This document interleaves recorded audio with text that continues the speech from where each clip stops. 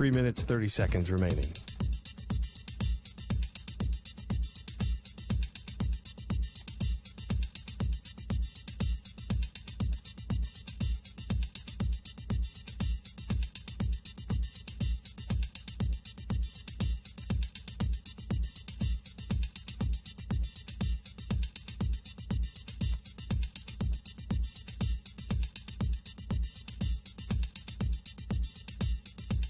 Three minutes remaining.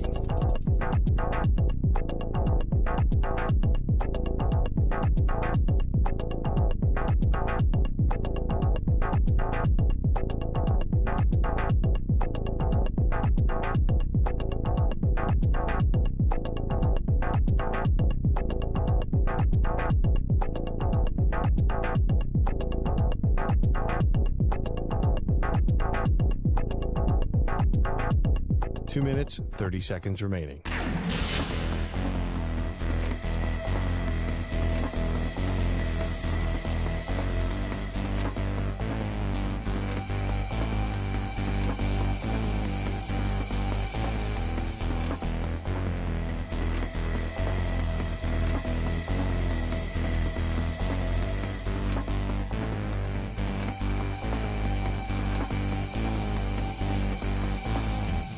Two minutes remaining.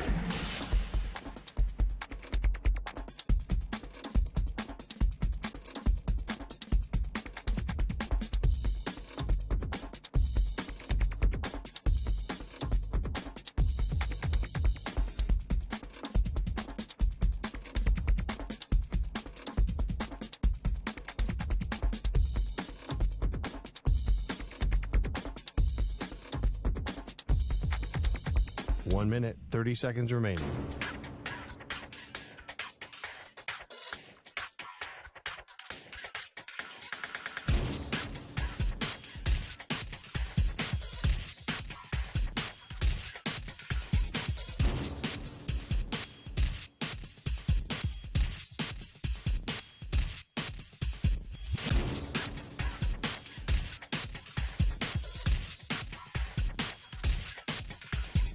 One minute remaining.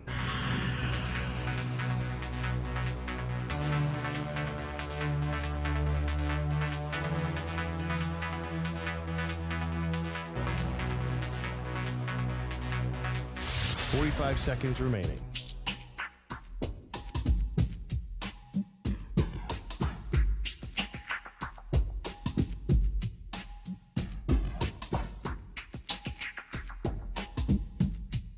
Thirty seconds remaining.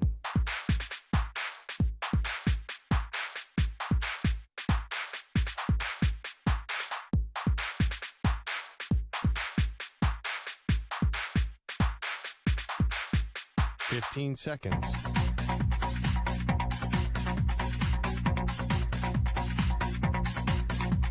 Break ends in 5 seconds.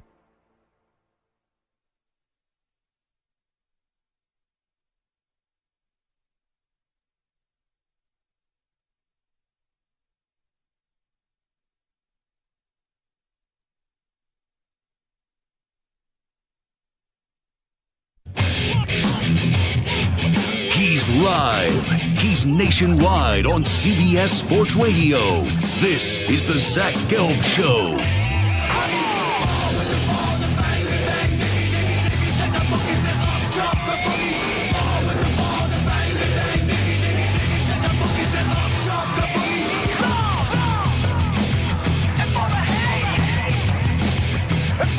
Here's your host, Zach Gelb.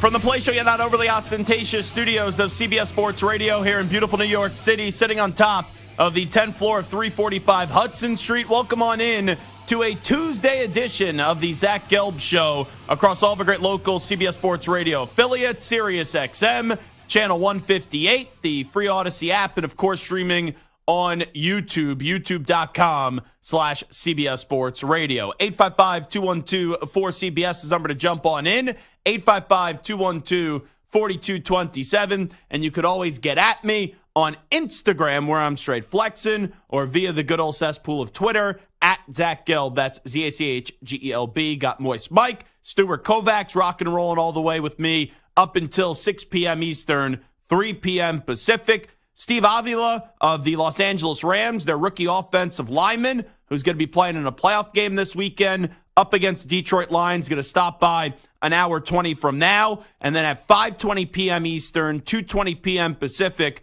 former Michigan tight end Jake Butt is going to join us on CBS Sports Radio. So I am back from Houston. I'm on about 90 minutes of sleep, but the show must go on. And hail to the victors. Congratulations to the Michigan Wolverines, a national champion. And let me just say this right out of the gate before we break down the game. I find some of the takes insufferable today. I found the hors d'oeuvres and the appetizers before Michigan won the national championship with some of the takes by my confidants in the media to be insufferable. And today, I'm not taking any prisoners. I can't stand people today that wake up or in the afternoon, get on the radio and say, Michigan's championship is tainted, or Michigan's championship should have an asterisk. It's a bunch of sour grapes at this point. I'll explain why in just a second. But let's start with the game. In the first half, Michigan football may as well just employed me as the offensive coordinator. No offense to Sharon Moore, who probably will be ending up replacing Jim Harbaugh as the head coach of Michigan, because Harbaugh's probably going to the NFL. I got on the air all last week. I said it yesterday on this show when I was in Houston. Blake Corum, Donovan Edwards, run, and then, oh yeah, run the football some more. And the first two drives of the game, Donovan Edwards, who was awesome last year and had some good moments and some bad moments this year, but wasn't the same player as he was a year ago, I knew he was going to have explosive moments in the national championship game. And you saw that right out of the gate, where he ran into his own offensive line, then somehow was able to bounce it to the outside, and he took it 40-something yards for a touchdown. Boom. Michigan goes up 7-0. Then Michigan allows a field goal. Their defense, bend but don't break. And then it was Donovan Edwards again. Boom. Long touchdown run. He had like 2 carries at one point for 80-something yards and 2 touchdowns for Donovan Edwards. And eventually you saw the game get to 17-3. Blake Corum had a long run, and he just ran out of gas, and they had to settle for a field goal. But right before the end of the half, which we told you on this show, Kalen DeBoer is one of the more aggressive coaches in the country. He elected to go for it on 4th and goal, and Washington got a touchdown, and you walked into halftime at 17-10. And at halftime, I'm thinking to myself, uh-oh. Like, I still thought Michigan was going to win the game, but Michigan, with how dominant they were in the trenches and with their 2 stars at running back in Corum and Edwards, should have been up by more than 7 points at half. And I put out a tweet, and I did a little video on Twitter and Instagram where I said Michigan should be fined and Michigan should be penalized if they throw the football in the second half. I thought that Michigan was going to go all Penn State, which they did up against Penn State and Happy Valley, where they literally didn't throw the football once in the second half. And Washington was getting the ball back to start the second half. And right out of the gate, Will Johnson makes an incredible interception on Michael Penix Jr., who did not play a good game.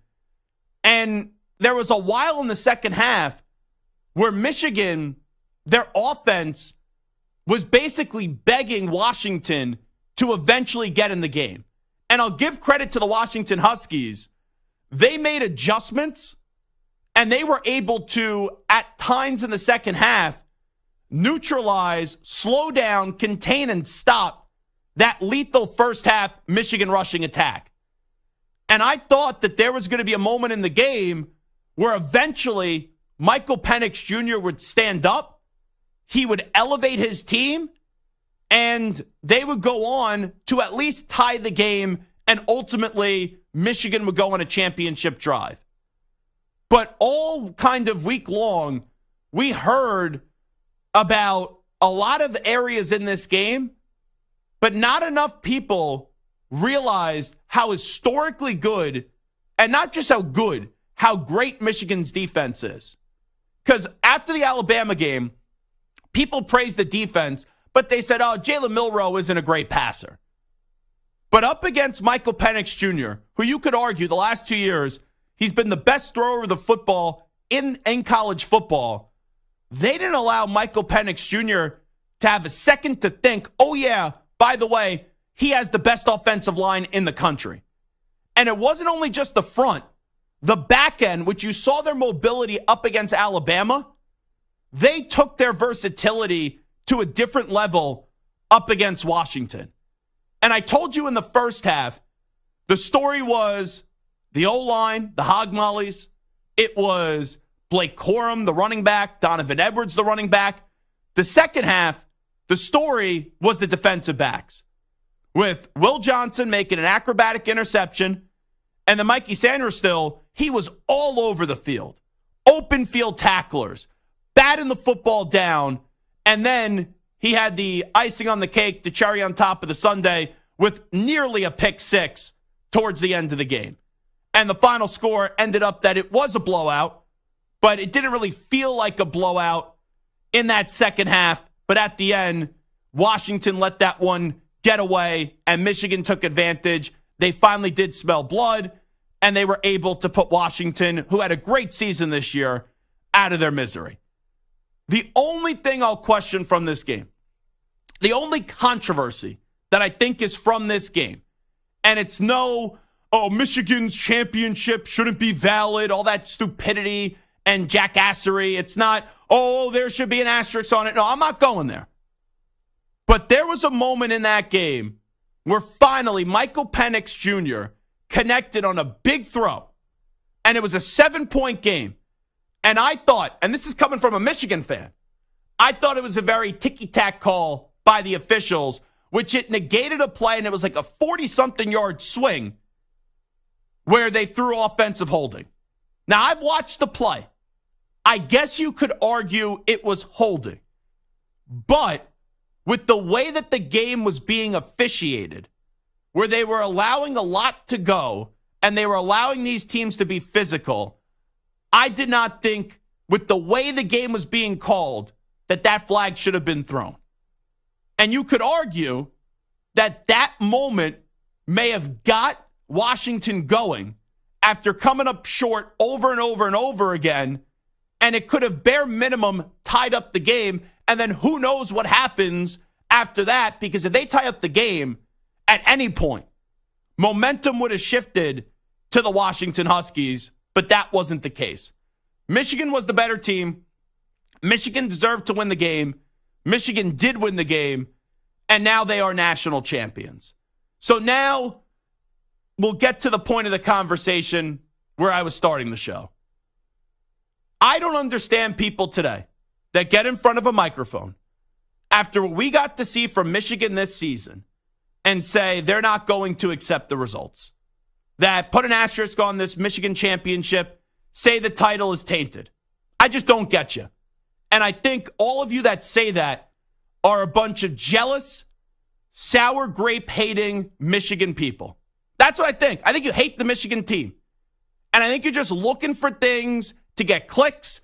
I think you're just trying to make a name for yourself. It doesn't make sense. If you follow college football, every single person said the Michigan season doesn't start until the Penn State game. And I've never said that Michigan shouldn't be punished. There needed to be a punitive action.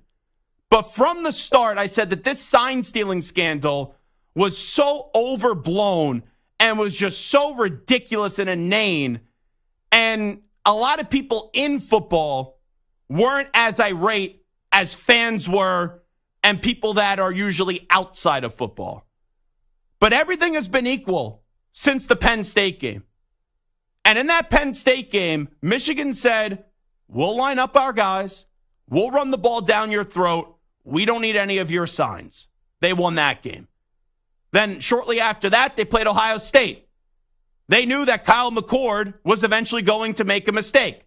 They beat the Ohio State Buckeyes. And what did people say after that? all right, Michigan will win the Big Ten championship, but they'll choke again in the playoffs.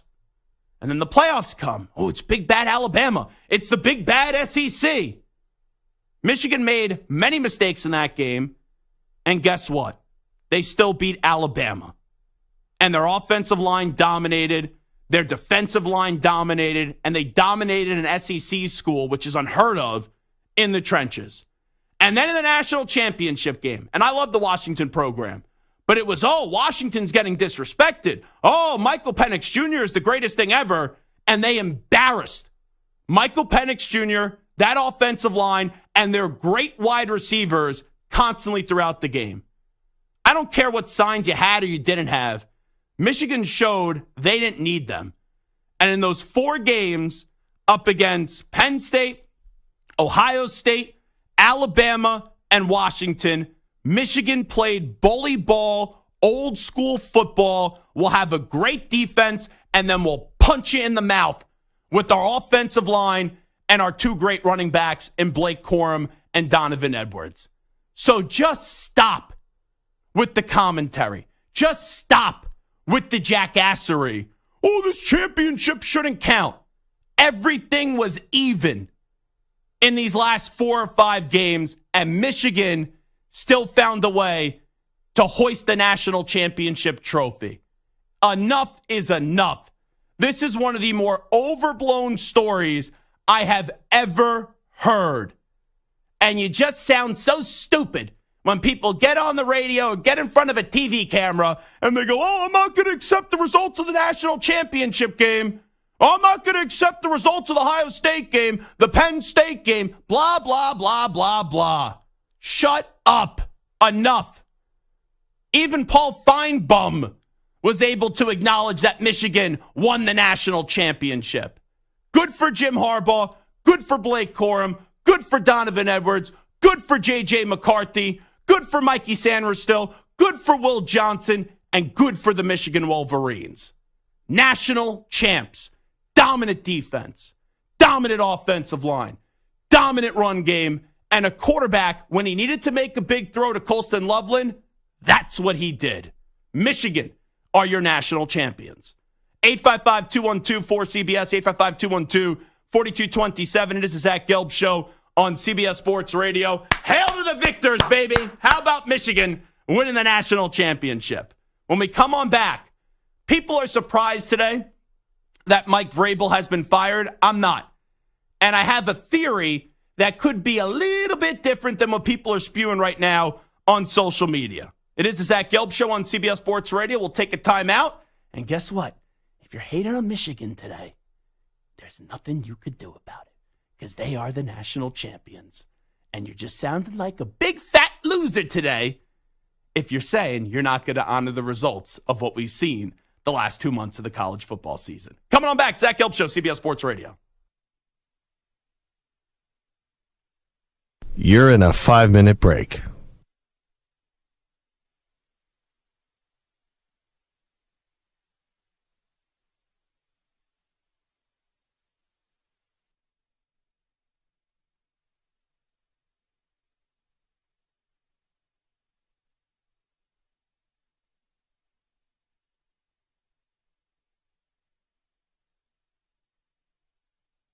Four minutes, 30 seconds remaining.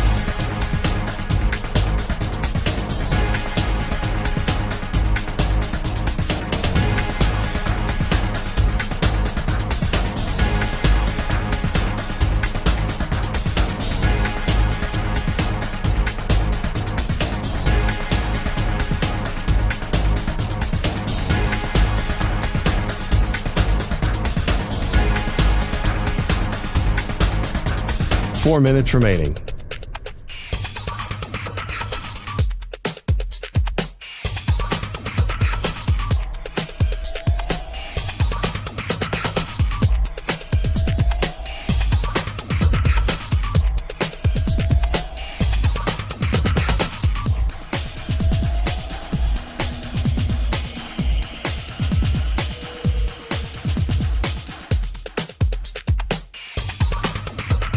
Three minutes, 30 seconds remaining.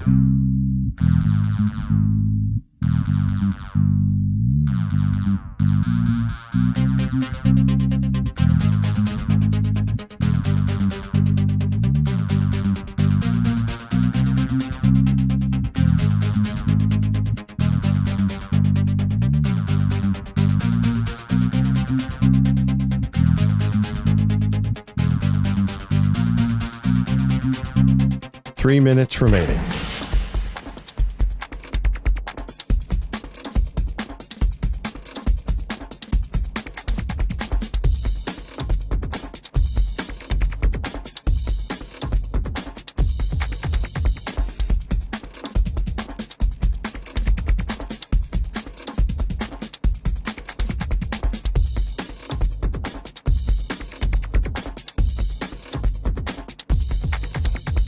Two minutes, 30 seconds remaining.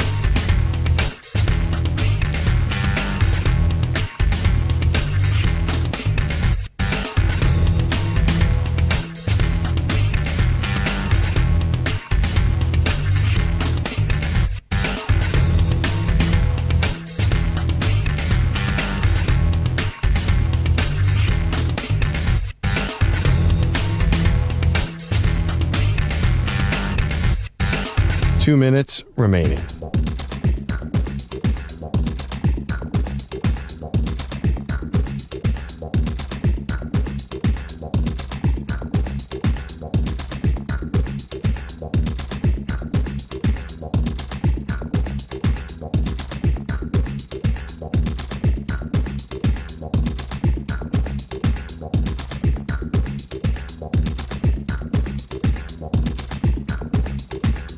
One minute, 30 seconds remaining.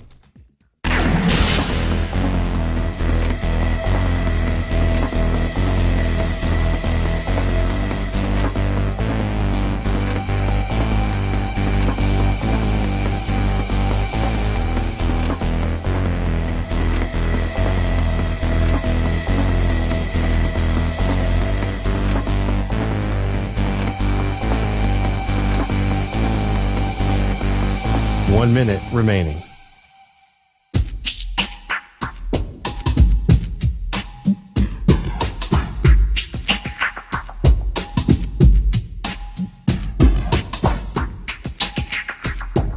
Forty-five seconds remaining.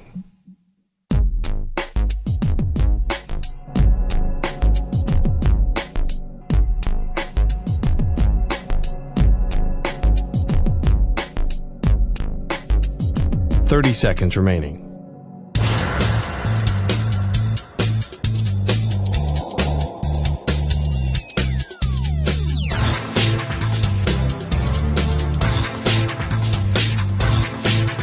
Fifteen seconds.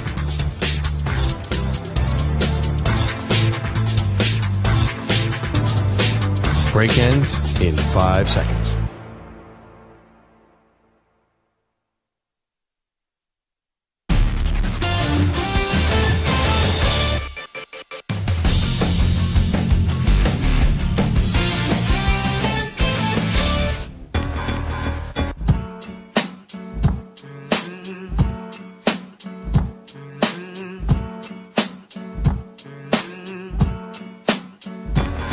Zach Gelb Show is on the air across the nation on CBS Sports Radio. Even though I am a Patriot fan, and you would think, oh, Zach should be happy that they won, I want them to lose every single game because I'm all about the tank.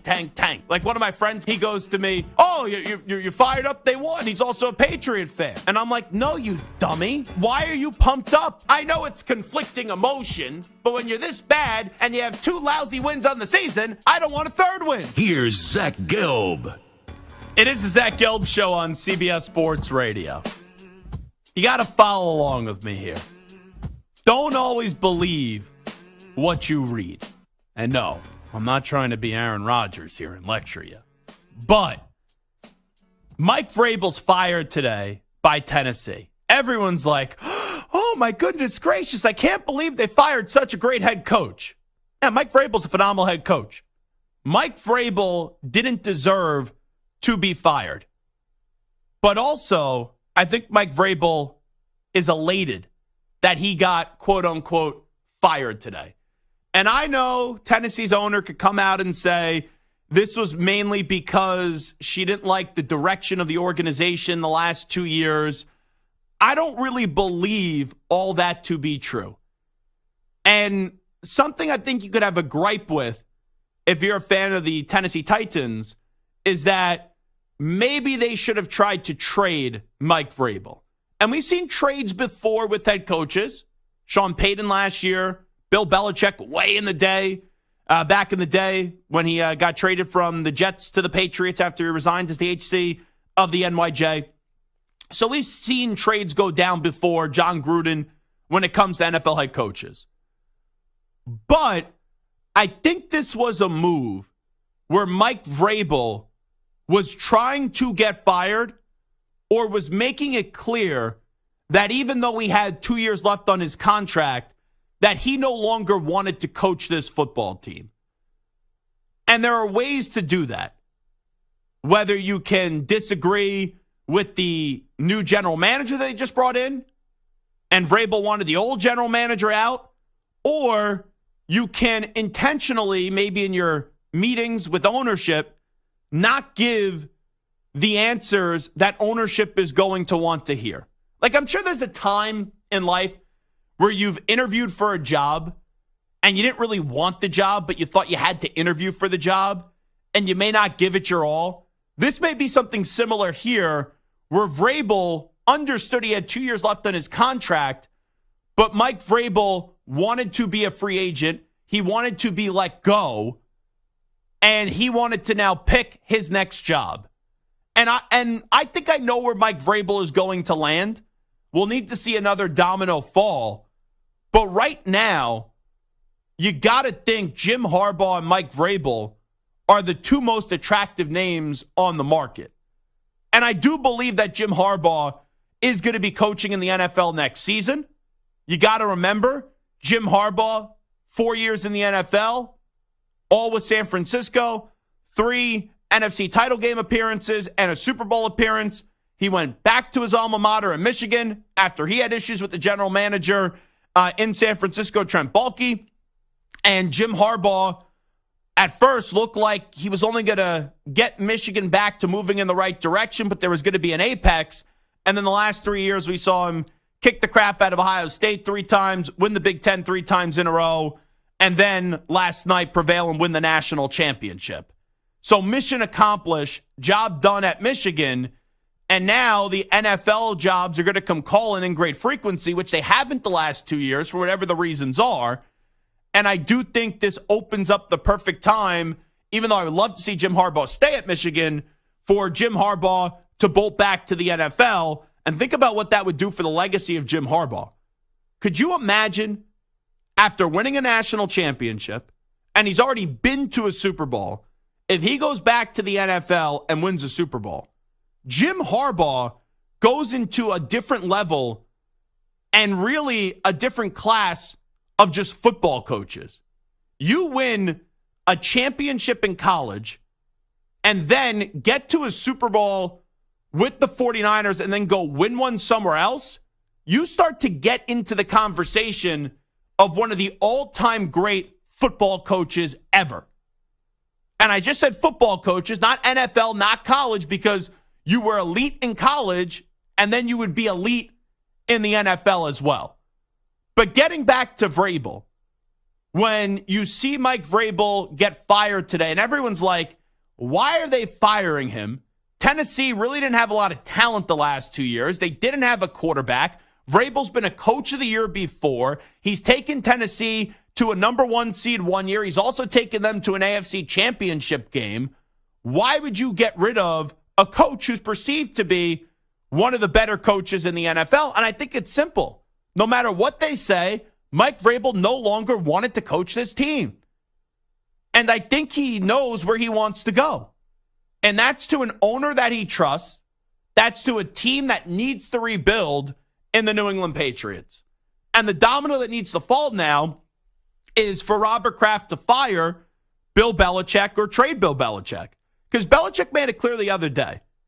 If you read and listen to the Bill Belichick press conference, he's going to keep on showing up until told otherwise. That's basically Bill Belichick saying, I'm going to keep on putting on the front that I want to be the head coach here. Whether he does or doesn't, I don't know. But Belichick, just like Vrabel, you could argue, maybe wants the freedom to choose his next team and not have to deal with the process and the patient process of a trade. So Robert Kraft now has a decision to make. do you move on from Bill Belichick? And if you do move on from Bill Belichick, then who are you replacing him with? And there's a lot of names on the back end of that statement that I would probably reject. But you tell me that Mike Vrabel's the next head coach of the Patriots. I think it's the perfect replacement plan for Bill Belichick. You have a former Patriot, a guy that's in your Patriot Hall of Fame, a guy that dominated on the defensive side of the ball when he was in New England, won 3 Super Bowls, also contributed on the offensive side of the ball with some trick plays in the Super Bowl. And that would be a guy that is already established. There's no risk. And you know he's a phenomenal head coach. And also, let me just remind people, I have never seen, I cannot remember a time where an acting coach, regardless of a previous connection or relationship in the NFL, during his bye week, which Vrabel did this year for Tennessee, they honored Vrabel in Foxborough because he was a part, along with Dante Scarnecchia, the Patriot Hall of Fame class. And not only did they honor Mike Vrabel at the game, he gave a speech at halftime, but he watched the entirety of the game in another team's owner's luxury box in Robert Kraft. And they sat side by side during the game. You don't think they had a conversation?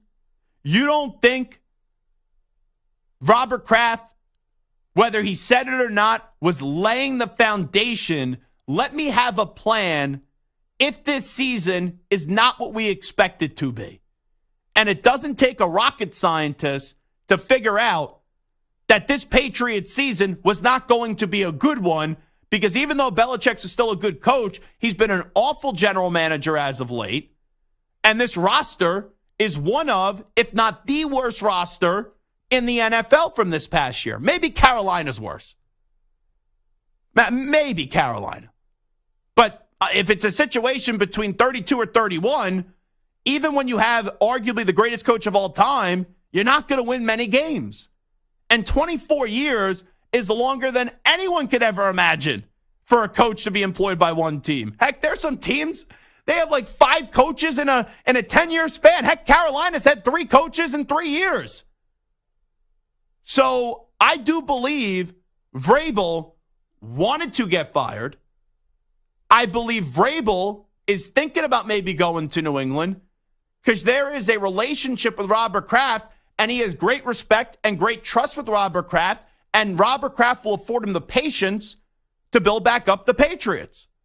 Now, there are other jobs that are available that are more attractive than New England. You could argue the Chargers. I could even argue Atlanta. And you know what? Maybe there's some teams in the playoffs right now that they bow out quickly in the postseason and fold in the postseason, the wild card round, divisional round. Maybe they're going to contemplate their future.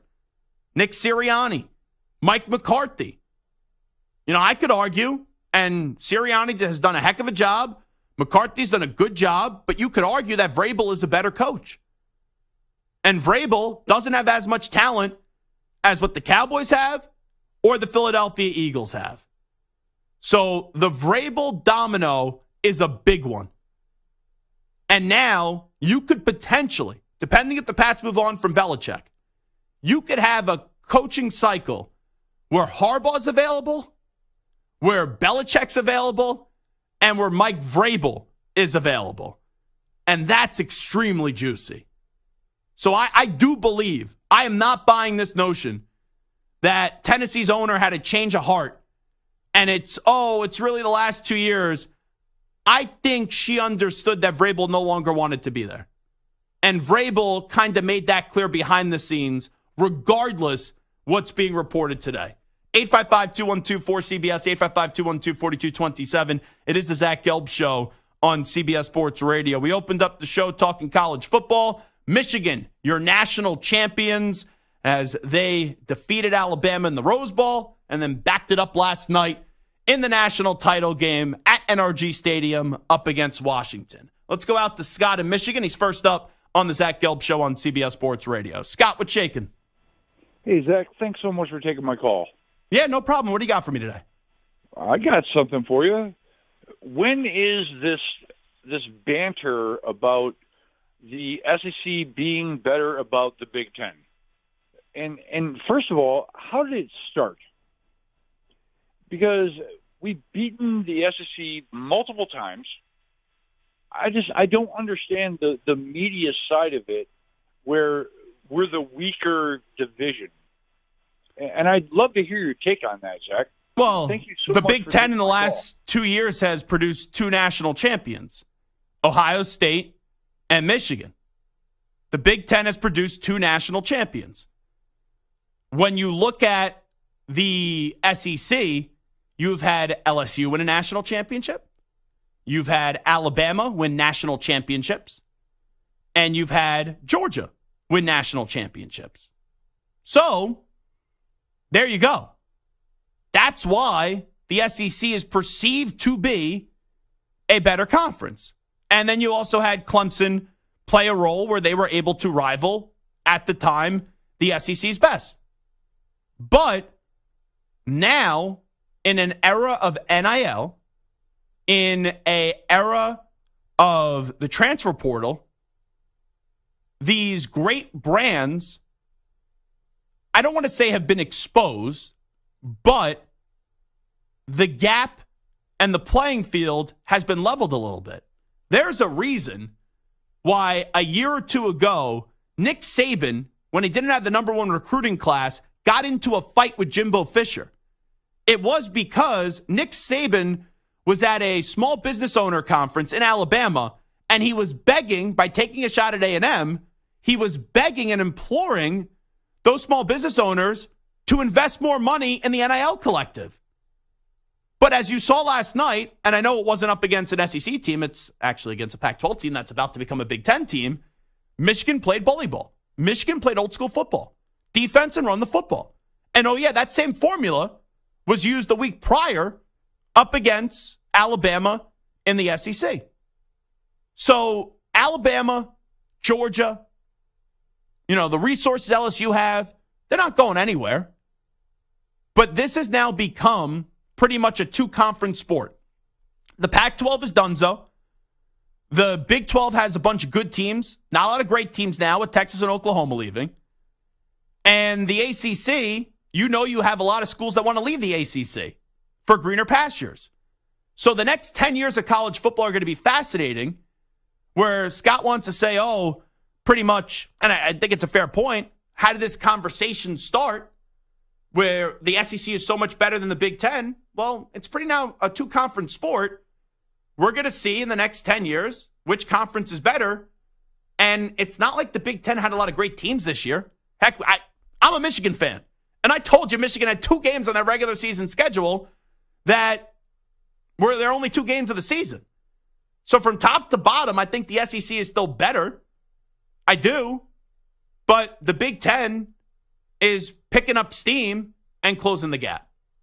The reality is 13 of the last 18 national champions were from the SEC. Yeah.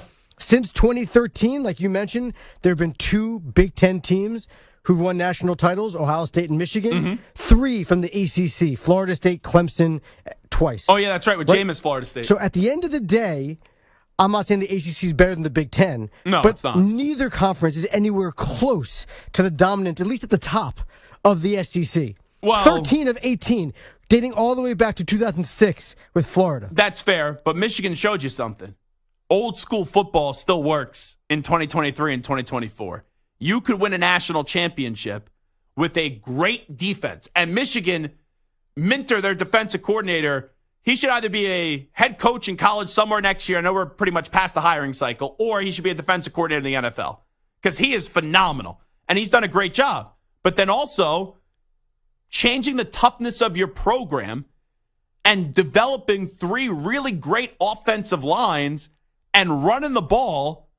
This is kind of what Alabama did for all those years. Before Alabama got to Tua and got to Mack and got to Bryce Young, they had great defenses, great offensive lines, used to never be able to name the quarterback at Alabama. It was a game manager that made the right throws when they needed to, and they had great running backs.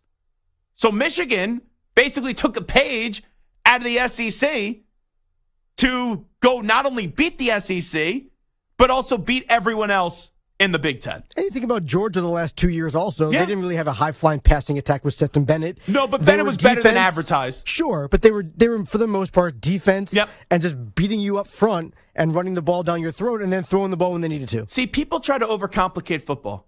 And I say this all the time. You do not need a PhD in football to realize the way you win is by protecting the football and dominating the trenches. And I know that sounds cliche, and it doesn't matter what analytics you throw my way. You dominate the battle of the trenches, 9.9 times out of 10, you win in football. Zach Gelb here with you on CBS Sports Radio. This is Zach Gelb Show. We'll do a little overreaction, proper reaction next. But first up with the latest CBS Sports Radio update, here's the Act Man, Rich Ackerman.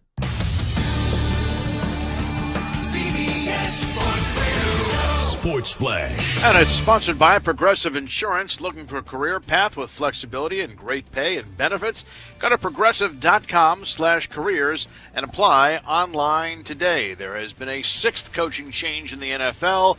Mike Vrabel, the latest to get a pink slip, reportedly out after 6 seasons in Tennessee, in which he had 4 winning seasons and a Coach of the Year honor. But the Titans have gone 13-23 over the last 2 years, and now GM Rand Carthon will have a chance to pick his guy. The Steelers barely made the playoffs. Now they'll start the postseason without their best defensive player. As expected, T.J. Watt will sit out on Sunday due to a knee injury. They're also starting Mason Rudolph at quarterback once again against the Bills. The Pacers won't have star guard Tyrese Halliburton for at least the next 2 weeks because of a grade 1 hamstring strain. There are the usual contenders in the East with the Celtics leading the way, but the Knicks trying to climb their way into the picture. They've started to heat up since the acquisition of OG Anunoby and take a 4-game winning streak into tonight's matchup against the Blazers. The Pistons have dropped 4 in a row following a win that halted a 28-game losing streak, and they will take the floor later this evening. I'm Rich Ackerman. Jim Rome here. Coming up Wednesday in the Jungle, Texans GM Nick Caserio and reigning Masters champ John Rahm. See you Wednesday at 12 noon Eastern, 9 Pacific. CBS Sports Radio.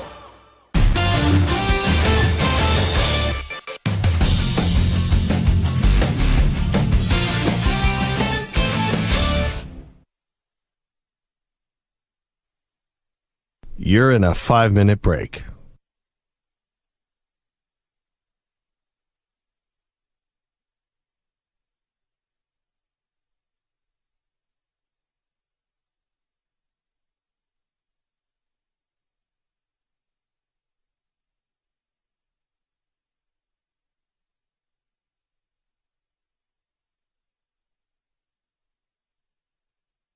Four minutes, 30 seconds remaining.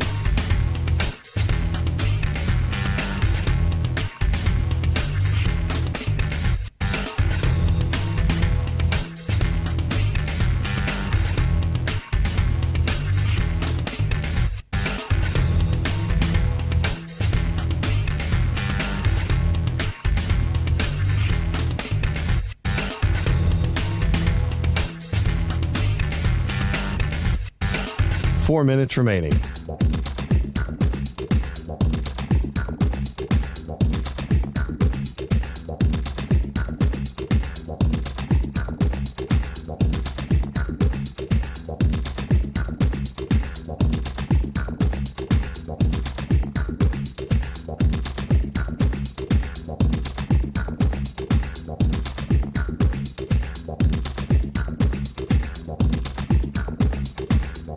Three minutes, 30 seconds remaining.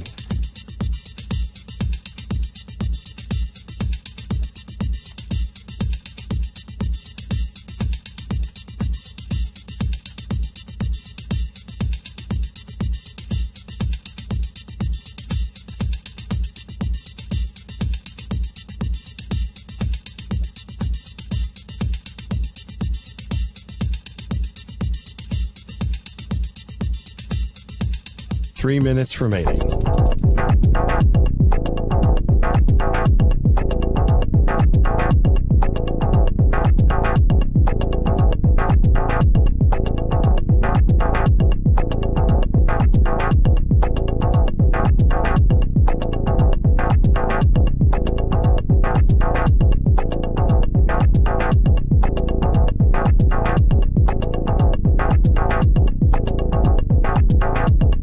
Minutes, 30 seconds remaining.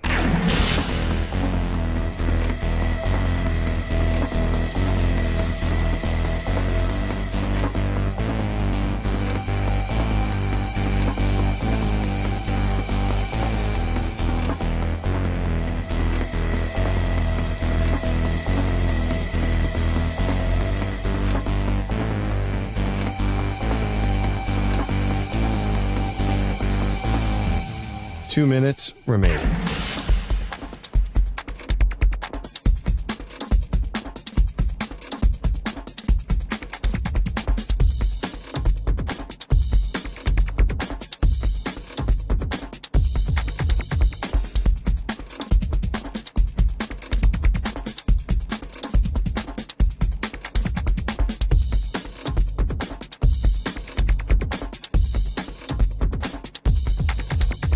One minute, 30 seconds remaining.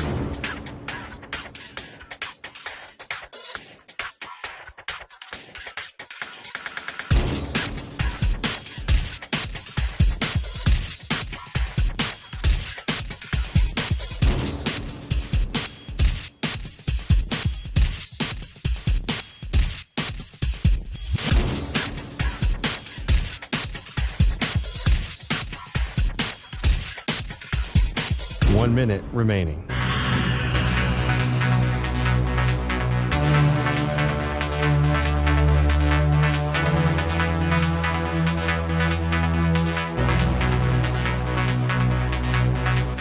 Forty-five seconds remaining.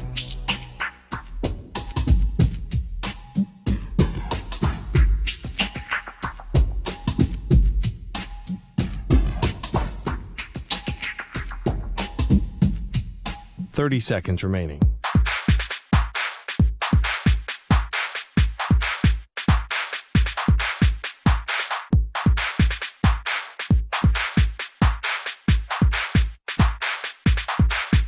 Fifteen seconds.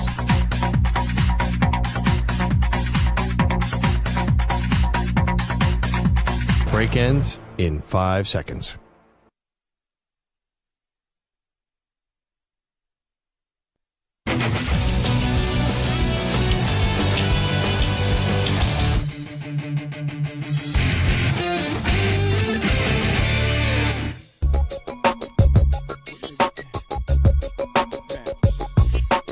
The Zach Gelb Show is on the air across the nation on CBS Sports Radio. And Trevor Lawrence, who I still think could be a really great quarterback, when you get told for 3 years, and we all have to hear about you with what you did at Clemson, and how everyone needs to tank for Trevor, and you need to be this great quarterback, you got to play better. Now, year one, you got to pass. Year two, you played really well. But this year, this team isn't taking the step forward. Jacksonville Jaguars, I had high expectations for you. Here's Zach Gelb.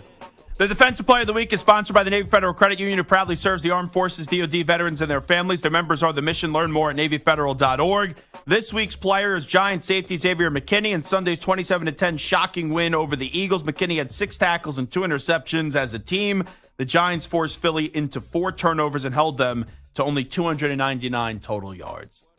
Sam, I don't know if you're trying to get me going today. Try to keep me up during this show and keep me awake since I'm on 90 minutes of sleep. How the heck do we not have a Michigan defensive player for the Defensive Player of the Week after winning the national championship game, though? What are we doing here? They didn't deserve it. Oh, my God. Don't tell me you're one of these asterisk dopes. Just because I can't pronounce his name, Mikey Sanristil. Yeah, I don't think anyone almost can. had a pick six, and he had that, I don't know if you remember early on in the game, that incredible tackle on third down. I mean, he had him by the fingertips. Great open field tackle. How on earth he made that tackle? And if you remember before the play, he was waving all the guys. He's like, guys, come in. He knew what play was about to happen. He told everyone to come in. I'm not saying time stealing. I'm saying scouting. He knew what was going on. He cut that route off, and he made a great tackle. So that guy could have been Defensive Player of the Week. But, you know. Now, Connor Stallions, we saw at the Rose Bowl. He was two rows behind, like off the field. I did not see any video or pictures of Connor Stallions at the game, but I did see a video of him in Houston afterwards. He was sitting at a table at some bar in H-Town, and someone brought him over, a Michigan fan, a bucket of beers. And he hasn't tweeted in like 3 years or more than 3 years. I think 5 years. I'm reading this on Barstool right now. He said, I missed the Paul Pierce versus Kobe Bryant Celtics-Laker days, and he did put out a tweet last night. So Connor Stallions, I have to think, it's a huge stadium, right? NRG Stadium. I got to think he was somewhere in the stadium, but it is surprising that we don't have any proof of him being in the stadium last night, at least from some of the monitoring that I've been able to see, Samter. So that's just one of those things. He was somewhere. Got to think. Maybe they put him in a luxury box. Maybe he was in the luxury box. With the Harbaughs? No. Or with Jeter, Stephen A. Smith, Exactly. and Michael Jordan? Yeah, maybe Stallions was in there. You just couldn't see him. Was there ever a more amazing Michael Jordan, Derek Jeter, Stephen A. Smith, and Travis Scott? Yeah. I think Travis Scott doesn't belong in that group, right? Neither does Stephen A. Stephen A's a big star. I love Stephen A., but it's Michael Jordan and Derek Jeter. Yeah, if you ask Stephen A., he is the Michael Jordan of broadcasting, and he's the Derek Jeter of broadcasting, too. He'd probably be the first one to tell you. He's closer to the Derek Jeter of broadcasting than the Michael Jordan of broadcasting. I don't know. It depends who you ask. All righty, let's get to a little overreaction, proper reaction. Stu, hit it. Another NFL week is complete, which means it's another week to freak out about your favorite team. Which takes are truly crazy. But sometimes a game can be so bad, it's almost good. You know what I'm saying? No. And which are so crazy, they might be right. He's 6'5", he's 245 pounds. He's probably a Popeye's biscuit away from being a tight end. Zach lets you know in this week's edition of Overreaction or Proper Reaction. All righty, Moist Mike, what do we got? All right, well, now rumors are swirling about Mike Tomlin's future in Pittsburgh. And now ESPN's Adam Schefter threw a new wrinkle. You got to call him Shefty. Shefty, I'm sorry. Or maybe on X, Adam Schnefter or Adam Scheftery. That would be a fake account. Yeah, okay, maybe that Sorry guy. to burst your bubble. But ESPN's Adam Schefter did throw a new wrinkle into the conversation. You're not firing Mike Tomlin. But here's the thing that's interesting. He's got a year left on his contract. And there are some people around the league who believe that Mike Tomlin could decide eventually to take some time off, like Sean Payton did. Maybe take a year off. We'll see if that's something that's on his mind. But Mike Tomlin gets to dictate what happens here. You're not firing Mike Tomlin. Love how animated he was. But he also went on McAfee later on and reiterated that there's a chance and rumors and talk that Tomlin could walk away, take a year off, and come back after some television time. So overreaction, proper reaction, Mike Tomlin will not be coaching the Steelers in 2024. Mike Tomlin would be great in the booth. I don't think there's a coach that I enjoy more hearing their press conferences than Mike Tomlin. But I will go, this is an overreaction when you say Mike Tomlin will not be coaching the Steelers in 2024. They made the playoffs. Now TJ Watt's going to be out this week. They announced that today up against the Bills. I think Tomlin will be back in the Steel City next season. Now, during Week 18's loss, Jalen Hurts dislocated the middle finger in his throwing hand, but luckily X-rays showed no fracture. Hurts does get an extra day of rest as the Eagles take on the Bucs on that super wildcard weekend Monday Night Football game. Wildcard weekend. Yeah. Don't be a sheep, all right? Bah. Overreaction, proper reaction. The injured finger will impact Hurts enough that the Eagles will lose to Tampa. I actually think that is a proper reaction. I think there's a chance that the Eagles are going to lose this game. And when you have an injury on your throwing hand, that's not good. And that finger, man, it looked pretty beat up. Now, things could change in a week. I'm sure swelling would go down. But I think that's going to be uncomfortable. And it's clear that Hurts isn't at 100%. One of the things people look out for in Week 18 is players reaching milestones and incentives. Chris Jones got a $1.2 million incentive by getting his 10th sack on Sunday, and everybody celebrated. While the Rams ensured Puka Nacua set rookie records in yards and receptions before pulling him. However, the Jets are... the Jets. The Jets. And believe it or not, Jets miscounted Breece Hall's rushing numbers as Hall fell 6 yards short of 1,000 yards, and Robert Saleh discussed it afterwards. Where were you that Breece was close to 1,000 at the end, and it sure seemed like you gave him a shot there at the... Yeah, we were aware. One of our mathematicians was wrong. We thought. Oh, you can't admit that. But we're 10 yards off. So. Shut up, Saleh. On that last run, otherwise we would have taken a knee. Stop. It is the worst. Now, I don't know if there was an incentive tied to that milestone, but it is a bad look. Overreaction, proper reaction. You can't admit that, though. The Jets are the worst run franchise in the NFL.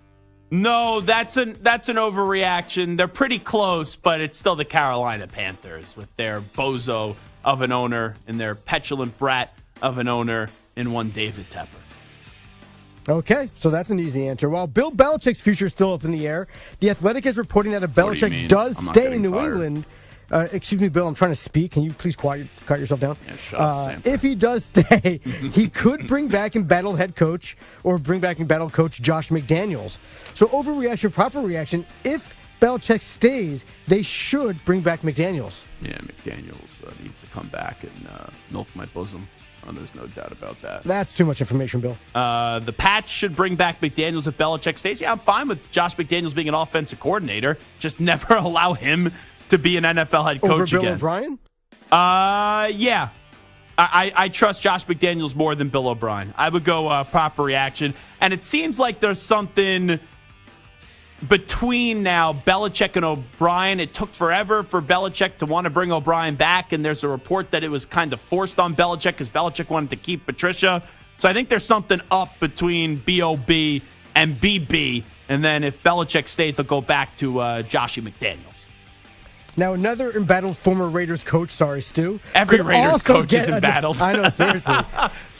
Could get another shot back in the NFL. As NOLA.com reports, the Saints could bring John Gruden in as an assistant. Wait, now remember his brother was on with us and said he would never come back to be like an offensive coordinator or offensive assistant? I think maybe his options are dwindling slowly. Yeah, because he's an overrated head coach. Now, as we remember, Gruden served as a consultant for the Saints earlier in the season. Overreaction, proper reaction. John Gruden will be a head coach in the NFL again at some point in the future. The only way is if the NFL forces him or forces a team to hire him to try to get this lawsuit to go away so they don't get exposed. But I would say that's an overreaction because John Gruden is a overrated head coach. Hasn't been a good coach in a long time. So not because of the lawsuit, but because you don't think he's as good of a coach as others might think so. Interesting. Now, after their epic collapse and missing the playoffs, the Jaguars cleaned house on their coaching staff, firing defensive coordinator Mike Caldwell and his entire defensive staff. Now, the Jags defense finished 22nd in yards allowed and 17th in points. Overreaction, proper reaction. The Jaguars' defense was the most to blame for their issues this season. So we knew this defense wasn't great going into the season. Should have drafted Aiden Hutchinson. Well, yeah, that goes without saying over Trayvon Walker. Anyone could have told you that. You know, maybe I'll be a GM. Except for Trent Baalke. I'll take 25% of whatever Trent Baalke's making. I'll do the job tomorrow. Well, probably won't be great at it, but I'll take the paycheck. Definitely cash that check until they tell me they don't want me there. But Trevor Lawrence in too many games and that offense in too many games, especially big games, didn't even get the job done. They were no-shows. Only scored 9 points against the Chiefs, 3 points against the 49ers, and 7 against the Ravens. The offense was supposed to be that strength, and in many big games, they were non-existent. So when you say the Jaguars' defense was the biggest cause for their issues this season, that is an overreaction. Zach Gelb Show, CBS Sports Radio, coming on back. Did Michael Penix draft stock take a hit last night? We discuss when we return in 5 minutes.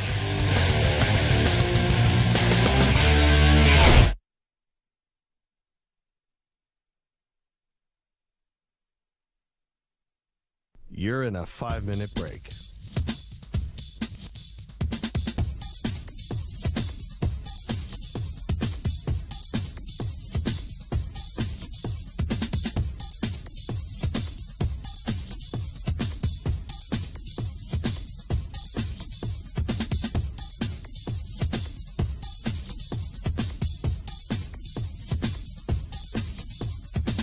Four minutes, 30 seconds remaining.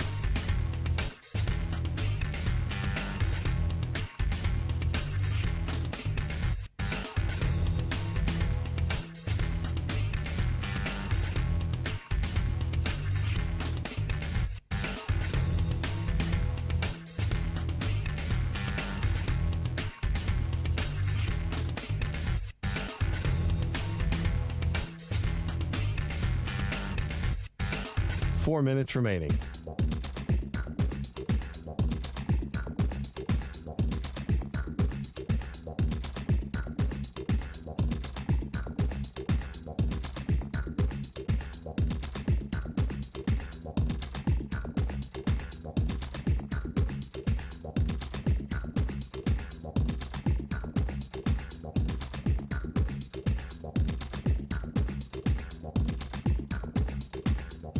Three minutes, 30 seconds remaining.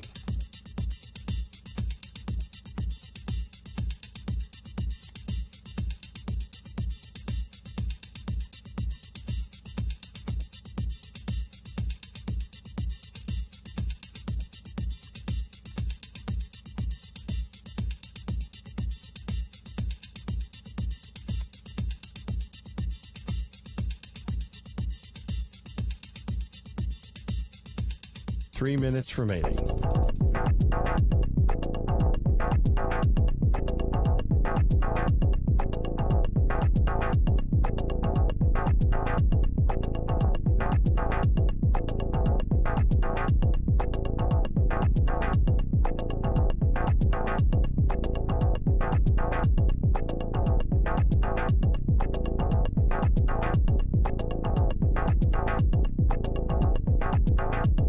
Two minutes, 30 seconds remaining.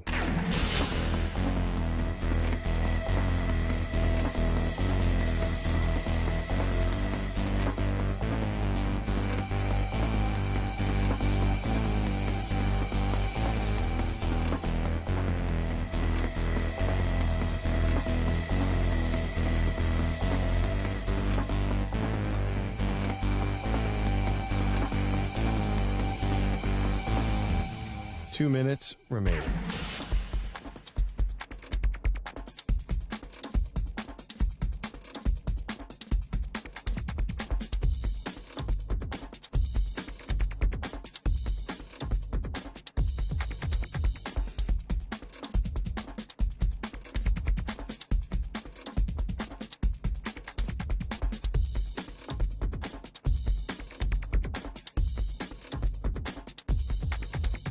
One minute, 30 seconds remaining.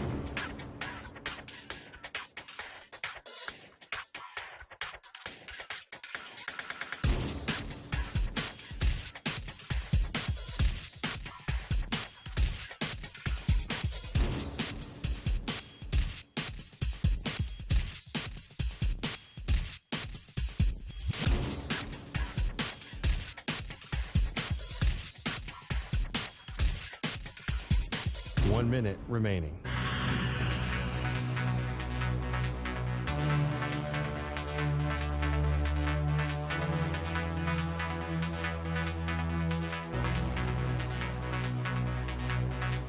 Forty-five seconds remaining.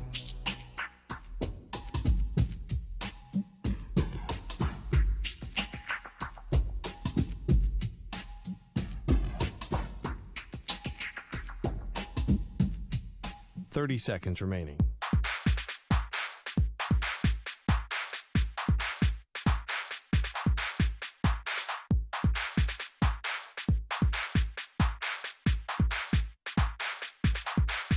Fifteen seconds.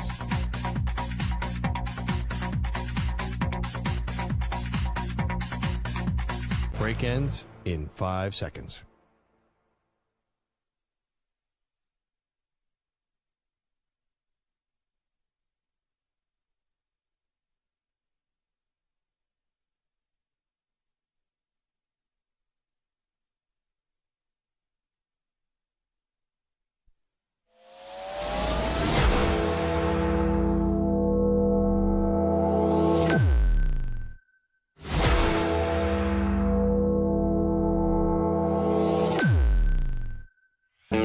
He's live. He's nationwide on CBS Sports Radio. This is the Zach Gelb Show. All righty, we continue. This is the Zach Gelb Show on CBS Sports Radio. Hail to the victors. Michigan, your national champions in this past year of college football. Penn State fans, Ohio State fans, hello. How you doing today? Still bitching, still complaining, still whining. Oh, I love it. Love it, love it, love it, love it. Alabama, they go down to Michigan. And then also last night, a team that I have a lot of great respect for in the Washington Huskies. Love Kalen DeBoer, love Michael Penix Jr. They shouldn't have been in it at halftime. They found a way to be in it. And then the second half, that's the stunning part of the game last night. Like, I knew Michael Penix Jr. was not going to be as great as what he did up against Texas. But even if there was a little bit of a drop-off, you didn't think it was going to be as far as it dropped off last night. With wide receivers dropping footballs, wide receivers turning the wrong way, Michael Penix Jr. throwing interceptions, overthrowing wide receivers. His pinpoint accuracy was at such a ridiculous level up against Texas, it's just not possible. Or it's highly unlikely to be able to be that great once again when, oh yeah, by the way, you're going up against a much better defense. And through this run, I don't think Michigan's defense has got enough credit. And you know what makes me think that even more? I go into the newsroom during the break, and I see Ryan Hot Take Hickey. And he was like, yeah, Michigan's defense was fine last night. It was fine. And he's the biggest Michigan hater in the world. He was already starting. I talk about the asterisk take, and I did not know that was Maggie's take this morning. Someone brought that up to me in the YouTube chat. I was on 90 minutes of sleep. I love Maggie and Perloff. I did not listen to their show this morning. But that rant that I went on in the beginning was kind of directed to Hickey. Because at halftime, I see Hickey say, oh, this game's over, and we have a tainted national champion. Like, shut up. Seriously. And Hickey, I thought would be a gracious loser after picking against Michigan in every game this year. Every big game. He picked Alabama to win. He picked Washington to win. He picked Ohio State to win. He picked also Penn State to win. He went against Michigan in every game that mattered. And you have to, before the game is even over, already start off with this jackassery that the championship is tainted. You know what, Samter? I'm actually liking you more day by day. I'm actually, not that I never disrespected you, but I understand the role that you play here at CBS Sports Radio and how imperative it is. Because after having to deal with Hickey's takes, and then last night, I called into the Bart Winkler show from the stadium, like at midnight or 1 a.m., and Shep gets on the microphone, and he has the audacity to call me a Patriot apologist because Shep had this stupid take as well, and I like Shep. But he said the Patriots quit on Bill Belichick. The Patriots have one of, if not the worst rosters in the league, and the Patriots have not got blown out in a football game since the Saints game in week 5 or 6. So Shep is like, oh, the Patriots quit on Belichick up against the Jets. They didn't quit on Bill Belichick. They just don't have the talent. So Shep was taking a run at me last night, and maybe Shep should just stick to the NBA takes, all right? Too many NFL takes from David Shepard. So, I think right now, Samter, you are in a role now where you have been at CBS Sports Radio since the inception, I'm pretty sure.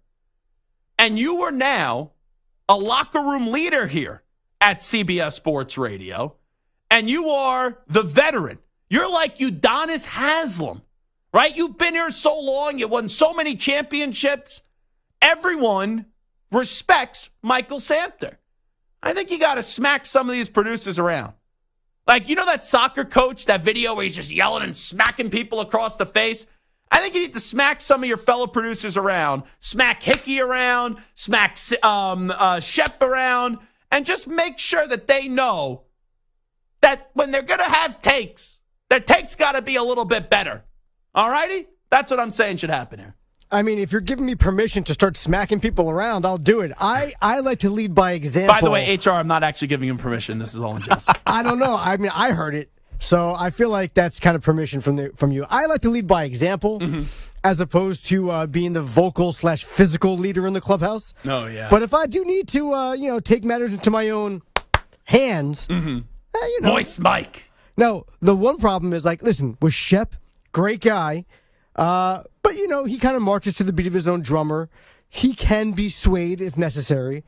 Hickey, I fear, is too far gone as far as his takes and his angles in which he approaches things. So I don't think smacking him around is going to do much. If anything, it's just going to make him more and more ridiculous. It's kind of amazing because we get things wrong all the time. Right? It just happens. Speak for yourself. Buddy, you still owe me dinner because you thought that Texas was not going to jump Ohio State to get into the college football playoffs. So, I still think on a neutral field, here. Ohio State takes Texas out any day of the week. Okay, you'll be wrong on that. And the great player Ohio State had this year was Marvin Harrison Jr. We all know that. They didn't have anyone throw the football to Marvin Harrison Jr. because Kyle McCord is just an average quarterback, and in a big spot, he'll fold and he'll make mistakes. But what I was saying was, like with Hickey, it's weird because I've said this before. I do believe that he is the most knowledgeable person when it comes to college football at this network.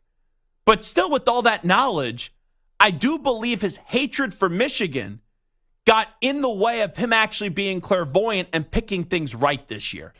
He's very knowledgeable. He knows college football well, but it's not just his hatred towards Michigan. It's his undevoted, undying love for Penn State that clouds his judgment. And I think that what happens with Hickey is that he goes against his own gut and his own knowledge and his own understanding of the sport, and just is such a Penn State homer that he's going to do anything anti-Michigan, anti-Ohio State, anti-everybody else in the Big Ten. Well, it's a disease. Like, these Penn State fans, they're cult members. It's not just a Penn State thing. All hardcore fans of any team are like that. Whether it's Penn State or Alabama or USC or Texas, it doesn't matter. If you're a diehard fan, you're incapable of being partisan and unbiased. But I would disagree with that. Because I think I've picked against my team before. But you're not a diehard Michigan fan. You like Michigan. I am. Hold on. The point I was going to use, the Patriots. The Patriots, I picked against them in the Super Bowl the second time they went up against the Eagles. I just didn't think they were going to win the game. It wasn't mean I wasn't pulling for the Patriots. I was. It's just sometimes you get that feeling of, the other team you think is better and the other team is going to win. But here's the thing, though. You're an objective fan. You're not a diehard fan. When I talk about diehard fans... No, I am a diehard fan. I don't know. So don't. I just have a brain. Don't take it as an offense. I am offended by it. Okay. Now I'm going to smack you around. Well, first of all, I'll take you any day of the weekend, twice on Sundays. Just because you've got... You're like the size of my big toe. Just because you've got a foot and 100 pounds on me doesn't mean I can't take you. I can go low, get the ankles, and take you down. A diehard fan is... I'm more flexible than you, Santa. Is an irrational fan whose mood and behaviors live and die up and down, happy or sad, based on their teams. I have never once seen you despondent or elated based off of Michigan or the Patriots or whatever. You're a fan. You're a dedicated fan. You're a passionate fan. You're not a diehard fan in the sense of your life is dictated by the success and failures of your team. Well, when you're in the penthouse, it's tough to get frustrated. You haven't been in the penthouse for pretty long, all right? For the Patriots? The Patriots haven't. I was in the penthouse for 20 years. Yes, but what I'm saying, it's been, 5 years? The only time I was legitimately frustrated with the Patriots since Tom Brady has left was the Jacoby Myers play up against the Raiders, where they threw the football and then Chandler Jones picked it off, and they steamrolled through Mac Jones. That was the only time since Brady has left where I was irate, and I left the studio, and I sat on my couch for 3 hours after that because I was doing Eye on Football, and I ordered pizza, and then I ordered soft serve ice cream, and I ate my sorrows away. Trust me. I have a job to do, so win or lose, I show up, and I deliver, but it doesn't mean that the insides of Zach Gelb doesn't feel some pain here and there from his sports team. Like when the Rangers lose in the playoffs, dejected, demoralized. When the Mets lost in the World Series, demoralized. It happens. I am human as well, even though I don't let it get in the way of giving my takes on the radio. I will say, despite the fact that I am getting so tired of Aaron Rodgers, when I was a Jets fan... which you still are. But. Yeah. I hadn't become despondent over the Jets in maybe a decade. Well, because you're numb to it. It wasn't until the hype and the excitement around Aaron Rodgers, and then 4 plays into the season, he went down. My wife looked at me. She was like, "What's wrong with you? I've never seen you like this." I'm like, "This is how I used to be as a sports fan. I'm not like this anymore because I've gotten older and I've matured and I'm a little bit less crazy. But when things go really wrong for your teams, this is what happens." Now, here's a question I have for you. Well, hold on real quick before you ask my question. I have to call cap on one thing. When you work in this business, no one's mature. None of us are mature. We're living in a playpen right now. I'm not saying I'm mature. I've matured compared to what I used to be. But here's my question for you. Yes. Of all your sports teams, who's the one who gives you the most joy or letdown? Like the one that you're the most passionate about? Okay. So it was the Patriots. Now the team that gives you the most joy, the Rangers. And the reason why is because it's the one team my dad and I share in common where I have the same passion as my dad has. And I want to see the Rangers win a Stanley Cup. You know, not that my father is ancient, but it is the drive for 65. He turned 65 this year, right? When he turned 64, I said, Dad, now it's the drive to 65. He almost smacked me in the mouth, and I probably deserved that. But I would like to have that moment, that bonding moment, where the Rangers win a Stanley Cup and we're both like fat kids in a candy store. How old were you when they won in 94? I was in my mother's tummy. Okay. Wow. I was born in August. Man, I was kicking when Matteau scored the goal. Matteau! Must have been Stefan exciting. Matteau! That was a great moment. Yeah. That was the last moment I remember, like, really just being elated over a championship. But that was fun. And then what was the other part of that question? What, the most dejected I get? No, just like which team gets you the most, okay. like, are you the most passionate about, that you get the most up or the most down when they win and lose? Like the Mets, I'm numb to it because I know that they're going to find a way to mess it up one way or another. But when they win that championship, that is going to be as sweet could be. I will probably be in like an adult diaper or something like that and probably won't even be able to recognize them. Now here's a question. The Patriots have the second pick overall, right? Third pick, I'm sorry. They may move up to maybe draft one of the top two quarterbacks. If not, it's possible that a guy like Michael Penix could be there or could be available and they might be interested. After what you saw last night, are you more or less interested in having Michael Penix as your quarterback? So I'm not going to say that Michael Penix Jr.'s draft stock was impacted by last night, but I think he's going to be the fourth quarterback off the board in the NFL draft. Caleb Williams will go before him, Drake May will go before him, and Jaden Daniels out of LSU will go before him as well. But that's not a bad thing for Michael Penix Jr. Like I was looking at Ryan Wilson's latest mock draft after the game last night. He had Caleb Williams going 1, the Commanders trading up, then Marvin Harrison Jr. going 2 to the Bears. Then he had Drake May going to the Pats 3. And then the next quarterback to go was Jaden Daniels to the Giants 6. I think that's right that 3 quarterbacks will go in the top 5, in the top 6. But then he only had Michael Penix Jr. falling to 8.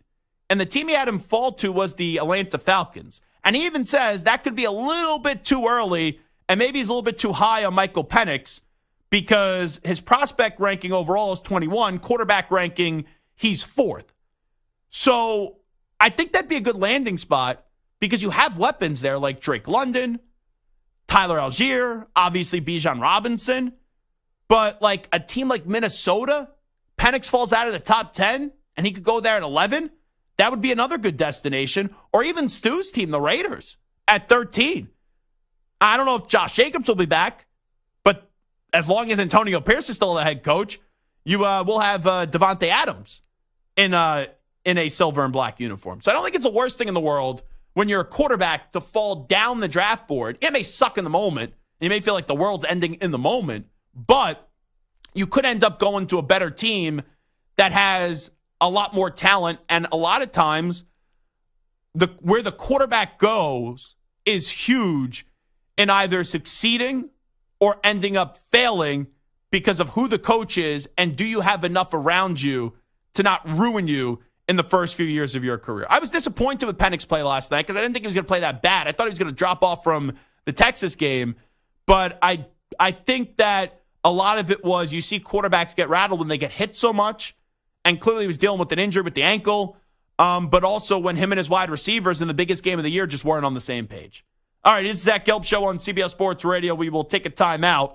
When we come on back, the LA Rams, they are the hottest team maybe in the NFL. They've won 7 out of the last 8 games, and they are off to the postseason.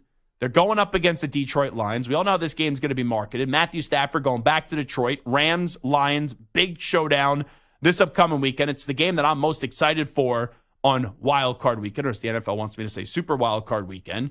And their rookie offensive lineman is Steve Avila, and he's going to join us when we return in 5 minutes. You're in a 5-minute break.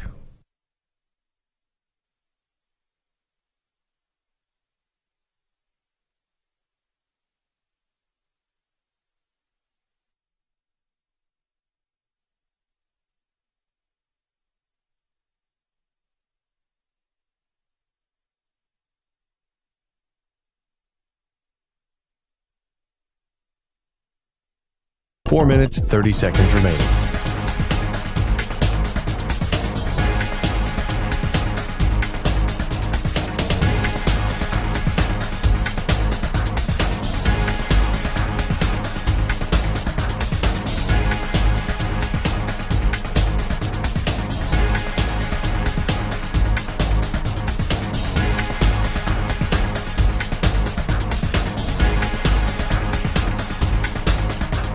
Four minutes remaining.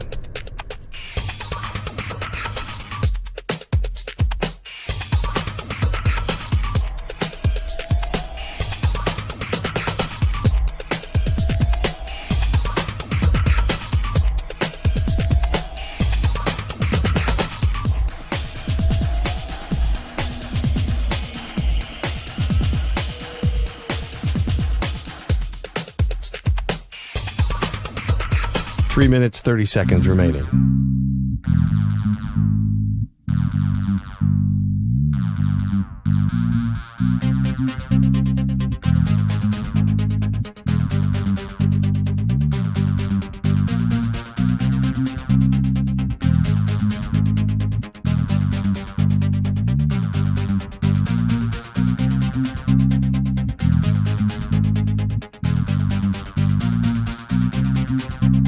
Three minutes remaining.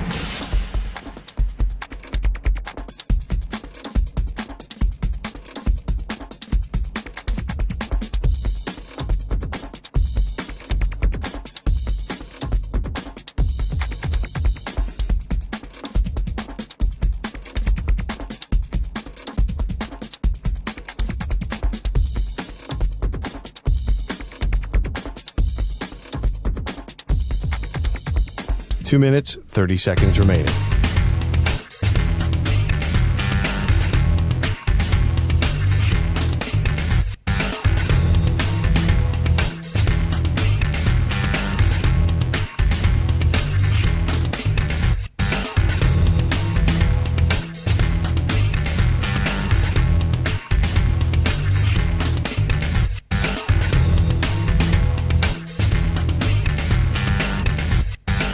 Two minutes remaining.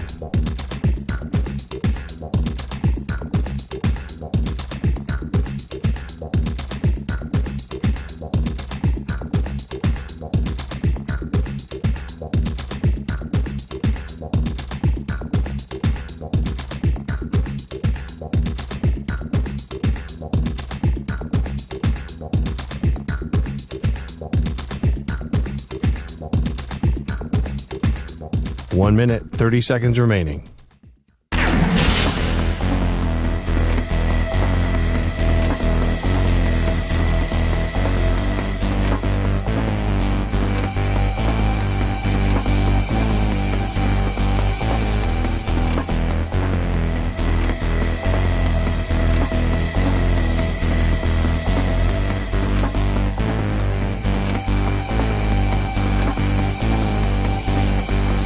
One minute remaining.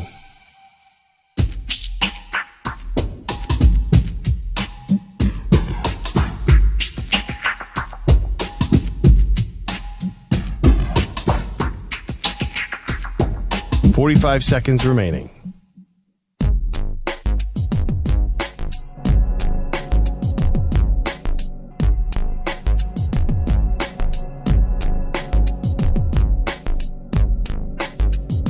.30 seconds remaining.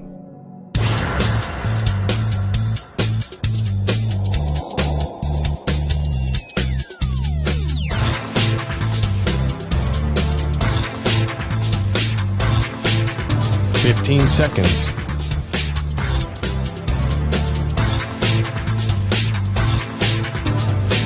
Break ends in 5 seconds.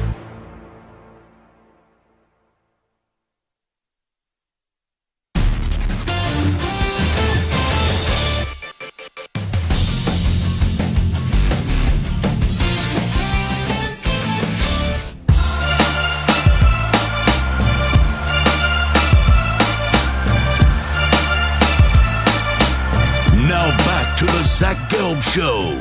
The Rams are back in the playoffs, and we can't wait for this one. coming up this weekend. Matthew Stafford of the Rams going back home against the Detroit Lions, my favorite matchup for Wild Card Weekend. And now joining us, this man's having a dominant, and I mean a dominant, rookie season. He's Steve Avila, who's kind enough to join us. Rookie offensive lineman for the LA Rams, was picked in the second round of this past NFL draft, and he's kind enough to join us on a busy week for him on CBS Sports Radio. Steve, appreciate the time. Congratulations on all your success, and how you been? I've been doing good, man. Thanks for having me. Well, thanks so much for coming on. So let me first start you off. When you got the phone call and you get drafted early on in the second round by the Rams, what was your first thought when you found out LA was going to be your new home?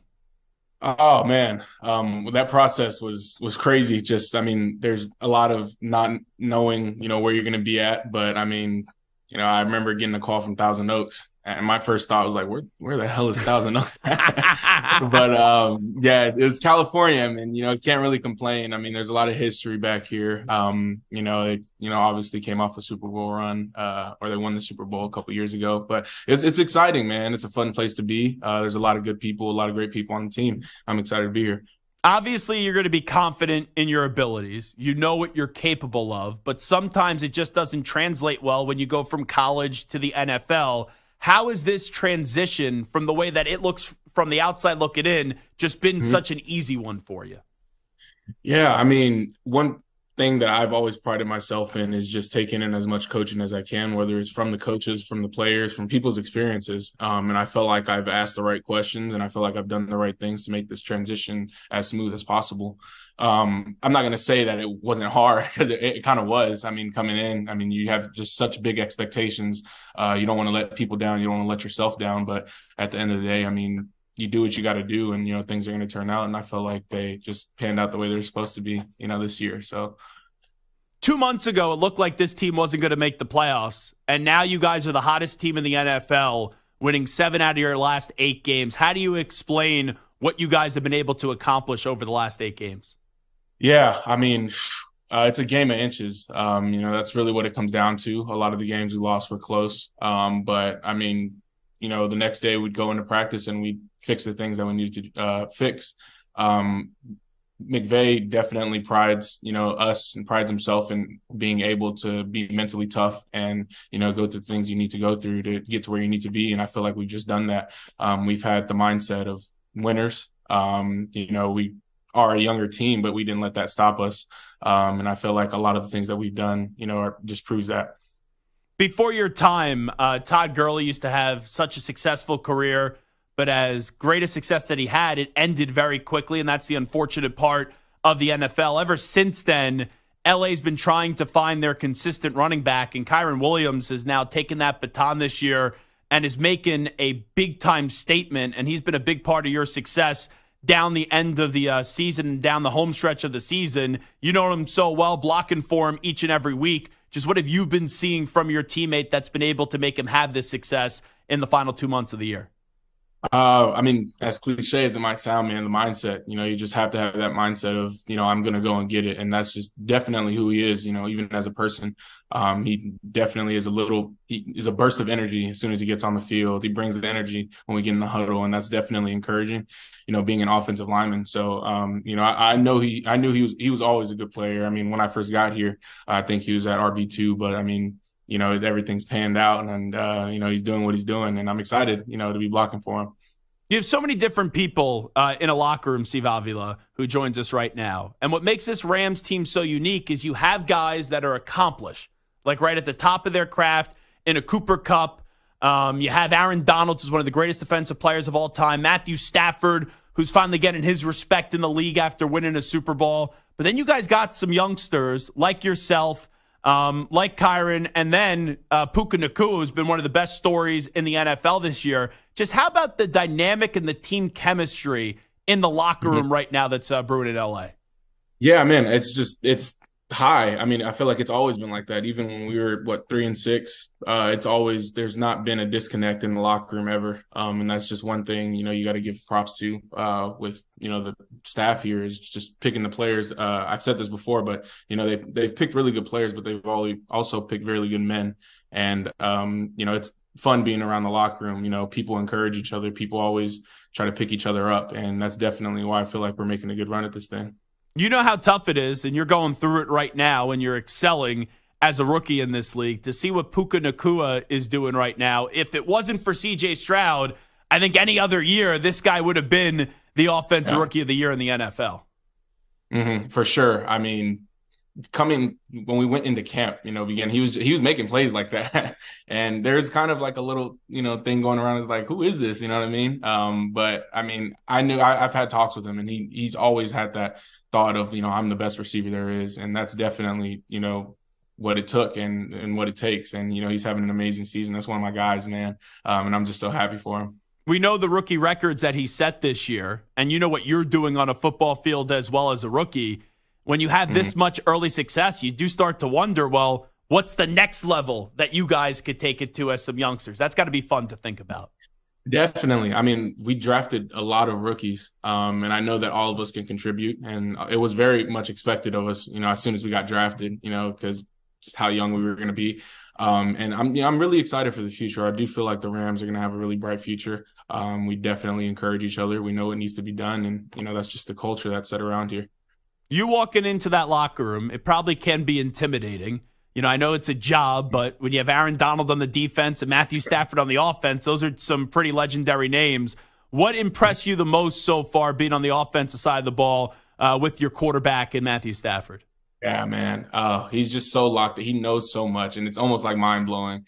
And, like, I remember thinking, like, I wouldn't want anybody else, you know, back there, because he just knows so much about the game that he can improvise, and he knows what's coming and when it's coming. And I wouldn't expect that from someone who's younger. He's played so much ball, and, you know, I'm just so thankful, you know, that he's back there. So, yeah. Now, I know people will say that this is just another game, but it's not, right? It's a playoff game. And then also for him, he's going back to a place that he called home for all those years. Just what has Stafford been like this week? And I don't think you need extra motivation, but is there some extra motivation knowing what this game could probably mean personally for your quarterback? I mean, not so much geared towards that. It's so much more just geared towards, you know, winning the game. I mean, we have a story in itself of people not having high expectations for us. And we came in and made the playoffs. I know this is going to be, you know, a big game from him, you know, going back home to Detroit. But at the end of the day, you know, we're going to have that mindset of just going in and winning. You know, you can't really just think about a lot of that stuff when you're on the field. It's going to be a fun one to be a part of. It's going to be a fun one, I'm sure, to watch for you. But you know, at the end of the day, we're all just trying to win this game. So I don't know if you guys needed more confidence because you guys have won 7 out of your last 8 games. But I want to ask you, Steve Avila, about the Ravens game, because that was a back and forth game. And even though you guys lost in overtime with the punt return, I think that was a game where people started to say, okay, the Rams didn't win that game, but they just went toe to toe with one of the best teams in the league. Did you guys feel like you gained a little confidence, even though you lost that game, as bizarre as that seems to the Baltimore Ravens? I mean, yeah, but I feel like if you go back and look at our other games, that's a lot of what happened this year. Again, like I said, it's a game of inches. I mean, that second week against the 49ers, I know we stuck in there for quite a while, and it came down to just a few plays. What else? The Eagles. The Eagles came down to a few plays, and I just feel like that's just a testament to what we can bring to the table. You know, I'm really confident, you know, after winning this last game and just our past experience about, you know, making a good run at the Super Bowl. All right, when you walk in that locker room and you see Aaron Donald, you being an offensive lineman and knowing who Aaron Donald is, what was your first conversation like with Aaron Donald? Just wondering. Oh, man. It's not much talking, I'll tell you that. It's a lot of people don't understand, man. Like, you grow up watching these people. I saw him on TV all the time, and he's just the staple of what a defensive lineman is. I think I brought this up before, but I remember me and a couple of my buddies in college would be like, you know, how many times do you think you could block him? And in our head, we were like, maybe like 3 out of 10 times, like blah, blah.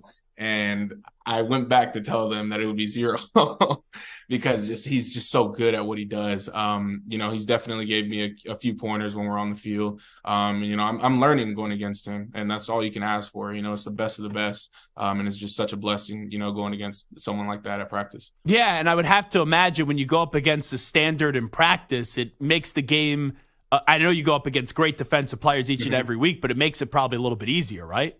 Yeah, for sure. I mean, mentally it does. I mean, that's the best. I feel like that's the best you're going to see with Aaron Donald. And, it usually takes a couple of snaps, for in a game to see how someone's going to play it. And then in my head, I'm usually like, Aaron Donald's better than this guy. So, that's usually how I carry myself. And I'm not taking away from anything that any defender does, because everybody is an amazing player. But at the end of the day, I see the best at practice. Do you feel like you guys have gotten the respect that you deserve? Because, obviously everyone's going to talk about the 49ers going to the Super Bowl. But if the 49ers don't get to the Super Bowl this year, I think you guys can be right there in the NFC, especially with you guys playing your better football here and your best football in the final 2 months of the season. Yeah, for sure. I feel like we still have a lot left to prove. I feel like there's a lot, people are saying about how luck, plays a role into how we got to where we got. But, from on the inside, man, it's truly hard work. It's truly just the dedication and people pouring their hearts into this game. And it's just such an exciting feeling to feel. It's exciting to see, people lock in and be that type of player they need to be to play playoff ball. So this next game is definitely going to be amazing. I look back at your team headed into this season. People wondered what Stafford and Kupp would be coming off injuries. There was all this retirement speculation with McVay and then also with Aaron Donald. From those four guys in particular, did you sense like a little extra something this year when all four of those guys were doubted heading into this season from afar? For sure. I feel like they knew how young we were going to be, and they knew that, the leaders that they are, they might need to, show us around a little bit more. But at the end of the day, I feel like a lot of what they were doing was leading by example. For example, Kobe Turner, who's been under Aaron Donald's wing the whole year, it's so nice to see how much he's improved from camp, because I go against him every day too. But from camp to where he's at now and just seeing him, tie the sack record, that's just, the testament of having that role model in the locker room. And that's definitely what those four guys bring. You've never played, obviously, an NFL playoff game before, with this being your first go at it in the NFL. Can you take anything from the experience at TCU, especially with what you guys were able to do up against Michigan a year ago in that semifinal game, or is it totally different? Oh, man, I don't think I'll know until after the game's over, but I will say, having all the eyes on you in that national championship game, I feel like it would settle a little bit more nerves, going into this game, because I feel like I've been there before, and that game went as worse as you possibly could think. So, hopefully we don't, do anything worse than that, which I don't think will happen. It'll be a good game. So, yeah. Well, I love offensive linemen. I played a little bit in high school, but I wasn't good enough to do anything more than that. So I always have a soft spot. You play center? What'd you play? Nah, I come a center, please. That's offensive here. I was a left tackle. In my JV9, I won the Comac High School Offensive Lineman of the Year. Come on. I love that. Hey, let me know, man. Let's go. Yeah, Matt Rule wanted me to walk on the Temple football team. Oh, okay. But I was too busy being a part of a fraternity, drinking and having fun, and just announcing the football games. But what I was going to say with the offensive line for you, you know how it is. No one really gives you credit. They only talk about you when you have a penalty or Matthew Stafford gets hit. What do you want people to know about you individually and the type of player that you are for the Rams? Oh, man. My mindset going into this year was that I didn't want to, and you can probably find this up in an interview, but I did not want to be a rookie. Like, that's the last thing, that I didn't want to make a rookie mistake. I didn't want to look at a rookie. I didn't want to look like a rookie. I didn't want to be scouted as a rookie, like, hey, we got to attack this guy. And I just want people, when I'm playing, to see that, this guy looks like he's been playing for years in the NFL. So last thing I'll ask you, just wondering, because, right, a lot of people grow up, they say they want to be a professional athlete. When did you realize that you had something from a talent-wise that was a little extra special, where this is not only a dream, but it could be a reality for you? Man, it was a while. I mean, I couldn't have not even thought, like when I was a kid, football was just something I did. Yeah. And I feel like that changed as soon as I got my first offer, which I remember getting it and I was like, what the hell? But UNT had offered me and I was like, wow, like I guess I really am good. But one thing that definitely got me to that place was that I was just doing what I could and doing what I like. How can I say? I was trying to maximize, my time in high school. I was maximizing my time at practice. I was maximizing my time in the weight room. And I feel like all that, unfolded into that first offer. And I could possibly say the same thing about the NFL, man. In college, I had my head down and I kept working. I didn't really worry about being in the NFL. And, my last 2 seasons, that's when I really started getting looked at. And that was a really encouraging feeling. And I was like, hey, maybe I can do this for a living. And here we are. Absolutely love that answer. Well, hey, continued success, good luck, and enjoy this upcoming weekend, and we appreciate you joining us for a few minutes. Appreciate you, man. Thank you so much. I'll see y'all. You got it. There he is, Steve Avila from the LA Rams, rookie offensive lineman, stud rookie offensive lineman, Rams, Lions. From a talk show host perspective, this is a dream matchup with the reunion this weekend. Stafford going back to Detroit, right? Goff going up against his old team in the LA Rams. This is going to be a heavyweight fight this weekend. All righty, this is Zach Gelb Show on CBS Sports Radio. We will take a timeout. We'll come on back. We'll update you some of the biggest stories of the day with some audio with the news brief. But update time first. Here is the Act Man, Rich Ackerman.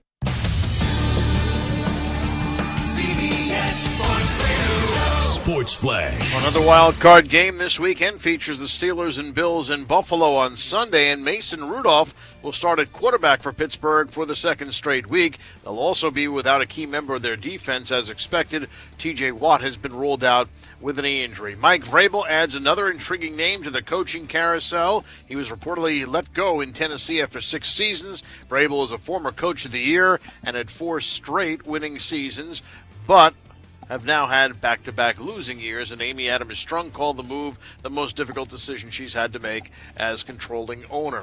The Pacers' Tyrese Halliburton reportedly has a grade 1 hamstring strain and will be reevaluated in 2 weeks. The Timberwolves have been at the top of the West for most of the season. That spot was threatened by Sunday's loss in Dallas, but their lead in the conference is now at a game over Oklahoma City, entering tonight's matchup against the Magic, while the Mavericks will host the Grizzlies, who come in after losing Ja Morant to a season-ending shoulder injury. And in college action, second-ranked Houston puts its 14-0 record on the line tonight in Ames when the Cougars face Iowa State. I'm Rich Ackerman. Vegas, baby. Stay with Maggie and Perloff throughout the NFL playoffs all the way to Sin City. 24/7 on the free Odyssey app. Watch us anytime on YouTube and follow on your favorite social apps. CBS Sports Radio.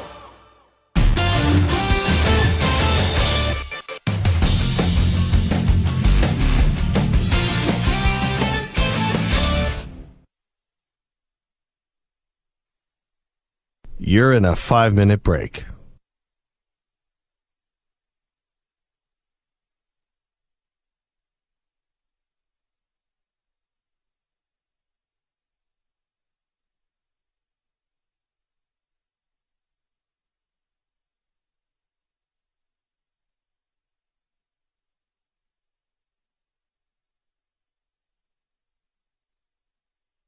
Four minutes, 30 seconds remaining.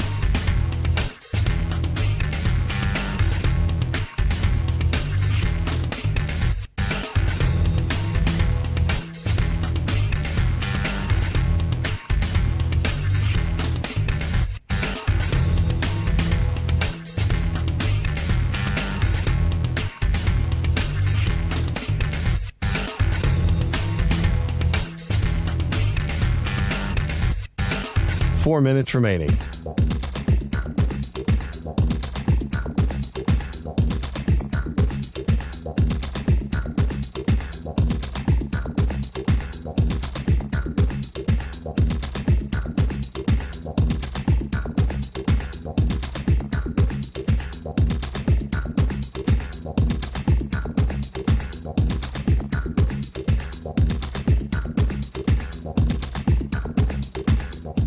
3 minutes, 30 seconds remaining.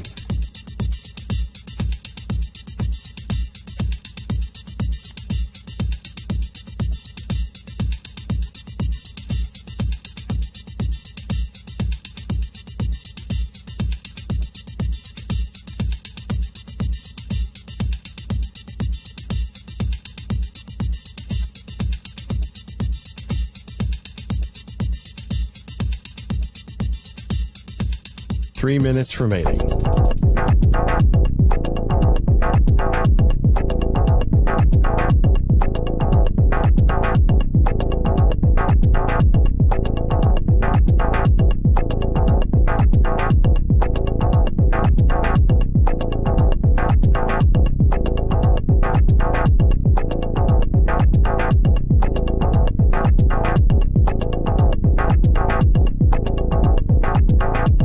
Two minutes, 30 seconds remaining.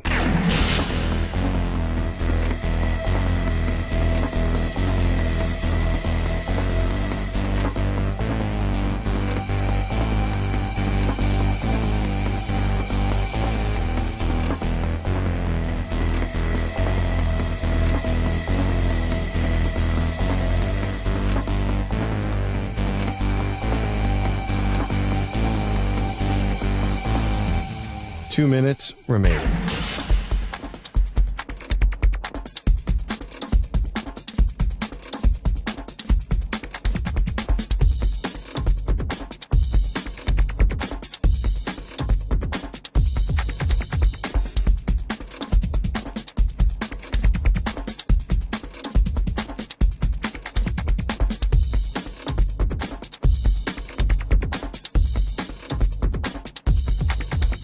One minute, 30 seconds remaining.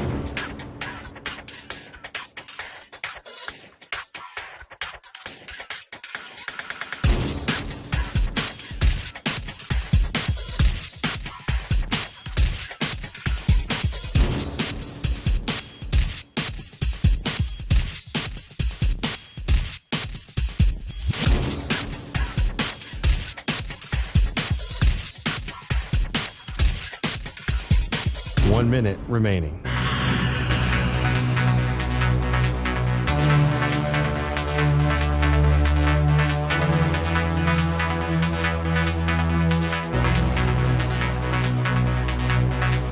Forty-five seconds remaining.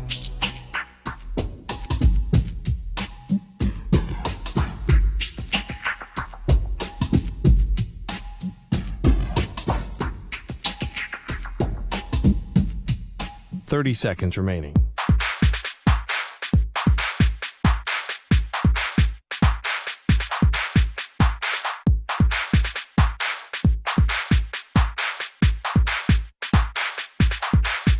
Fifteen seconds.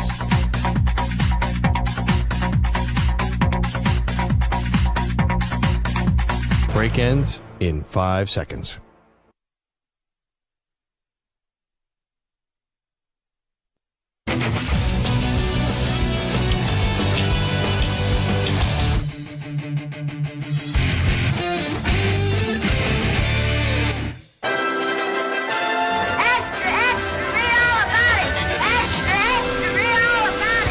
For your daily news brief, we get you caught up on the rumors, reports, and reconnaissance from the day in sports. And this portion of the show is brought to you by Wesley Financial. Stuck in a timeshare and want out? Contact Wesley Financial Group now and get a free timeshare exit information kit at wesleyfinancialgroup.com.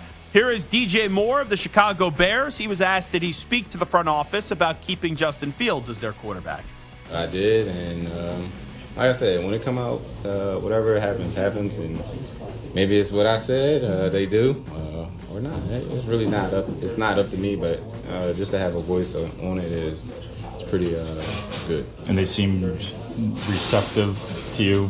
Yeah. Who wouldn't be receptive to me? You know what I'm saying? Got this smile and everything. So he also gave like a smirk there, as if they assured him that Fields is going to be back. I don't know if he will be, but it's got to be a top 5 offseason storyline. Like, where's Belichick going to go if he gets fired? Will Harbaugh go back to the NFL?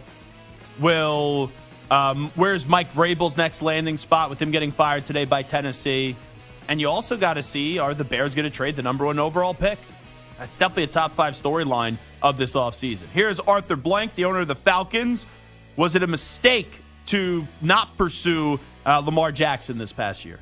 Was it a mistake not to pursue Lamar Jackson? I don't think so. I mean, I think that, it's easy to say yes, given his year. He's obviously an incredible player. We did not have the cap space. We felt we had an answer in Ritter, a younger player without that kind of contract that would have kept us from actually building the team we wanted to build. That's not a good formula. We want to be able to raise our own children and keep our own children as best we can. But you were willing to give up multiple draft picks and pay Deshaun Watson a bunch of money. And then a year later, you weren't willing to do so for Lamar Jackson. I wonder what the reason is. Let me think. Oh, yeah, that's because all the other owners didn't want to give Lamar Jackson a fully guaranteed deal. Then make him an offer that wasn't fully guaranteed, and bare minimum, you'd have to see if the Ravens would match it or not. And if they didn't, all you'd have to give up was 2 first-round picks. That's a bad answer by Arthur Blank. Here is Jerry Jones on one of his 9,000 interviews that he does with 105.3 The Fan with our guys Sean and RJ. Jerry Jones, when asked about people saying he was non-committal about the future of Mike McCarthy as the head coach of the drama Dallas Choking Cowboys. I was a little surprised. I don't know how I could be any clearer. Coach McCarthy's under contract for next year, and so that's not an issue. Secondly, I couldn't be more pleased with what he's done and how he's coached. So that's it. And I've said I couldn't be more pleased with what he's done, and I really mean it. He has really made as big a difference from his head coaching vantage point as anybody could from any vantage point in the NFL. He's the big difference this year. You can agree, and I think this way, and you could think that Mike McCarthy's underappreciated as an NFL head coach. But you could be pleased now, and let's say by the end of this weekend, I don't think they're going to lose to the Packers. You could then get annoyed, and that could be enough for you to go from being pleased to then maybe making a change. What we've learned about Jerry Jones, not only week to week, it's day to day, and you never know what he's going to say. Here is Kirk Cousins. He's going to be a free agent at the end of the year. Would he take a hometown discount to stay with the Minnesota Vikings? Another really good question, and one I've thought about pretty much my whole 12 years is that question. I do think it's important to be aware of. I think that God has blessed me financially beyond my wildest dreams. So at this stage in my career, the dollars are really not what it's about. Well, he's not going to play for free. We know that. He's still going to get paid a nice salary. But if maybe taking $5 million less gets the Justin Jefferson deal done, and then you could go get another player locked up and secured and done, I think that'd be a good approach by Kirk Cousins. All righty, let's get to the topic that I've been dreading. Here is Jimmy Kimmel on Aaron Rodgers' comments about him probably going to be winded up on the Epstein list. This was on the Jimmy Kimmel Live show on ABC. When you hear a guy who won a Super Bowl and did all the State Farm commercials say something like this, a lot of people believe it. A lot of delusional people honestly believe I am meeting up with Tom Hanks and Oprah at Shakey's once a week to eat pizza and drink the blood of children. And I know this because I hear from these people often. My wife hears from them. My kids hear from them. My poor mailman hears from these people. And now we're hearing from lots more of them thanks to Aaron Rodgers. The laughing is weird to me. Like, I don't find Jimmy Kimmel funny, but this is like a pretty serious topic. And, I'm not saying Jimmy Kimmel was in the wrong here because Aaron Rodgers was in the wrong, but the force and the fake laughter just seemed bizarre when you get into the tone of the whole issue about this. Well, he was trying to make light of it and make some jokes, so I guess to try to keep it from being too serious. I didn't find anything funny, if I'm just being honest. Well, I also cut it. I mean, it was a 9-minute rant, so I cut it in a way that maybe the laughter wasn't necessarily based off of what he just said. And here is Kimmel doubling down and then ripping Aaron Rodgers on ABC. I spent years doing sports. I've seen guys like him before. Aaron Rodgers has a very high opinion of himself because he had success on the football field. He believes himself to be an extraordinary being. He genuinely thinks that because God gave him the ability to throw a ball, he's smarter than everyone else. The idea that his brain is just average is unfathomable to him. He put on a magic helmet, and that G made him a genius. Aaron got 2 A's on his report card. They were both in the word Aaron. Aaron Rodgers is too arrogant to know how ignorant he is. Now, if there was ever going to be laughter, I think it's the 2 A's in his name. I thought that was pretty good. That's where I would use the fake laughter there. Well, first of all, it was real laughter. It was just... It sounds fake, though. Yeah, but you can blame me. I cut it in a way that maybe the laughter was there when it wasn't, and vice versa. I'm not blaming you whatsoever. I was just trying to find the best way to take 8 minutes and condense it down into 2 small clips. We know Samter's on the Jimmy Kimmel side. I didn't need to hear the laughter, but... And I don't blame you for being the Jimmy Kimmel side. Rodgers in the wrong. So Rodgers, right, tune in on maybe the McAfee show tomorrow, blah, blah, blah. He is defiant about his beef with Jimmy Kimmel. I totally understand how serious an allegation of pedophilia would be. So for him to be upset about that, I get it. Did you watch the quote? Because that's exactly what I said. No, verbatim what I said on the show, okay? I'm not stupid enough, even though you think I'm an idiot, and you made a lot of comments about my intelligence, but I'm not stupid enough to accuse you of that with absolutely zero evidence, concrete evidence. That's ridiculous. I hope that you'll give the same type of energy to these heinous crimes when they do come out, and the names do come out, and there is an inquiry into it, that you gave to other subjects that I actually mentioned that you spent a lot of time working on. So I'd like to put this to bed. It's funny because they have a personal beef, clearly, and now it's very public. And then you're getting into a serious topic like this, and they're allowing their beef, Rodgers' beef, to then basically infer that Kimmel did something. It's messy. It's ugly, and it's a bad look for Aaron Rodgers. Here is Aaron Rodgers on people calling Kimmel a pedophile because of his comments. That sucks, and I condemn that 100%. Well, then shut your mouth. Any type of name calling, that's ridiculous. And I'm not calling him one, and neither should you. Oh, you so it's not it, backing me up or making me feel good if you're doing that. Let me make that crystal clear. I don't take any, excitement or joy. So don't do that in my name. Don't do that at all. Like, those are serious accusations meant for people who are on the list. But I'm not calling him one. No one should. Don't do it in my name. Like, that's not cool. I'm not about that, and I have no love for anybody doing any of that. I don't even like Kimmel, but I think Rodgers comes off as an ass here. He really does. He comes off as an ass, and he's just got to stop. Like, I used to find those interviews with McAfee entertaining, and I used to find them good, and I thought it humanized Aaron Rodgers.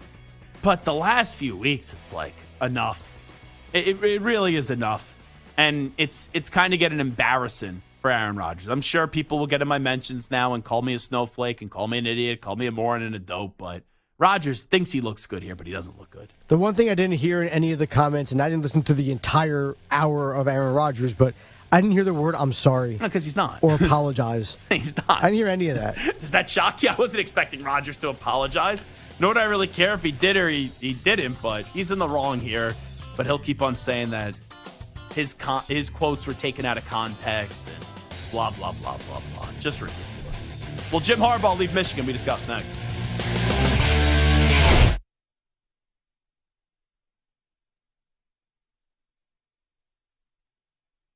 You're in a 5-minute break.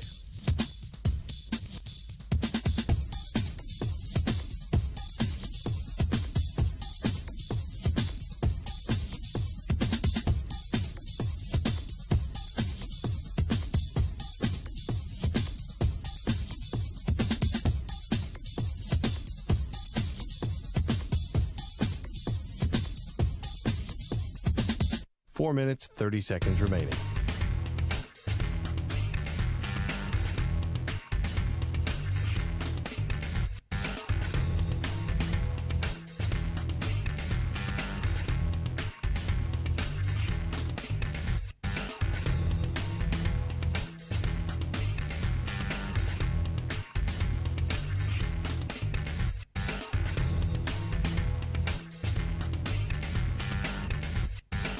Four minutes remaining.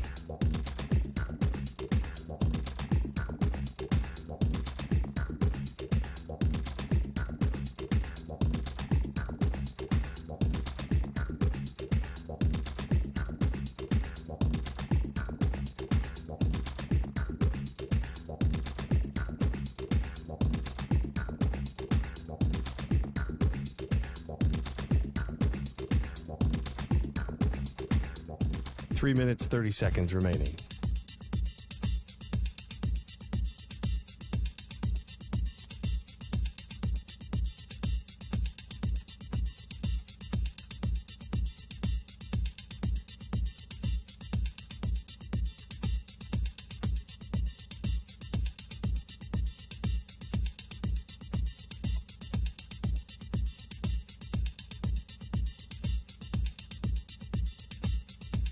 Three minutes remaining.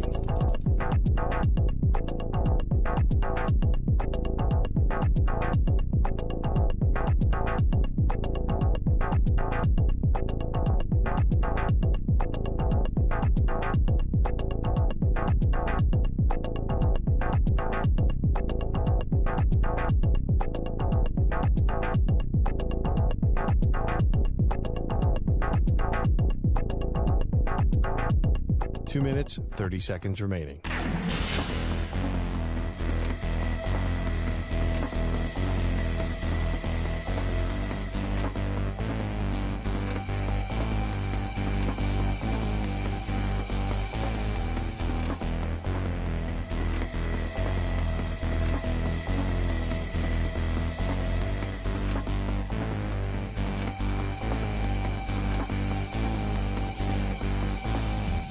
Two minutes remaining.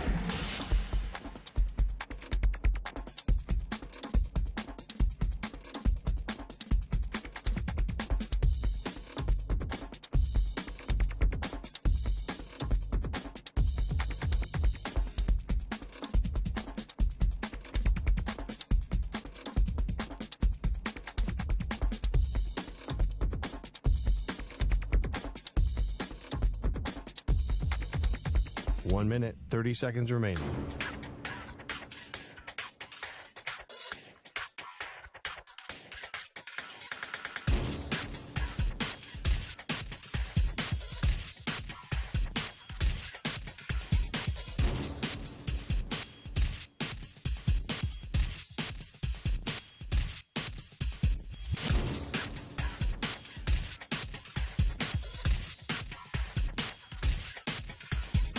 One minute remaining.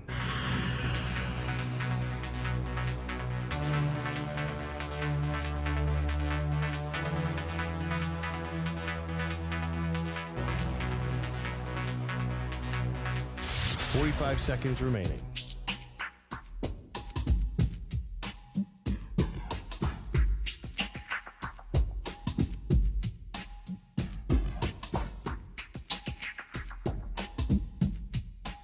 Seconds remaining.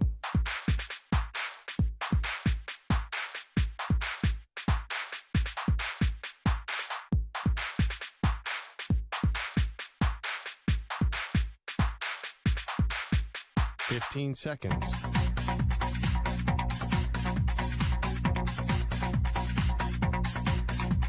Break ends in 5 seconds.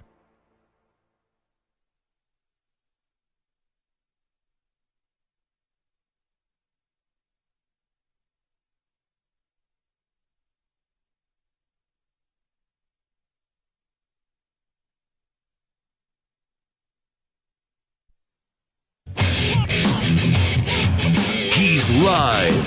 He's nationwide on CBS Sports Radio. This is the Zach Gelb Show.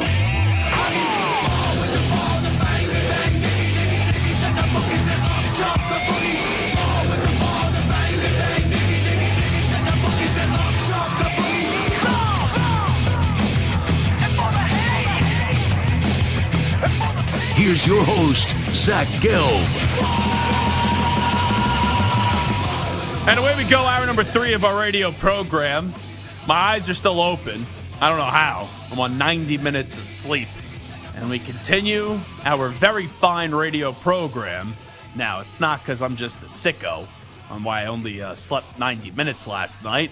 It's because I was at the national championship game.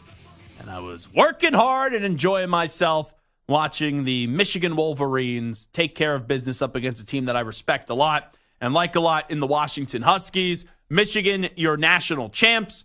And there's really 2 big national conversations about Michigan winning the national championship. I've already ranted. I've already yelled as much as I could yell today and as much energy as I do have today about the jackassery and just how stupid people sound when they go, oh, this is a tainted national championship. This championship should have an asterisk. I just think it's ridiculous. I do. Everyone said, oh, the sign stealing scandal, blah, blah, blah, blah, blah. You talked to a bunch of current players and former players as well that actually play football. And they're like, oh, yeah, it's overblown.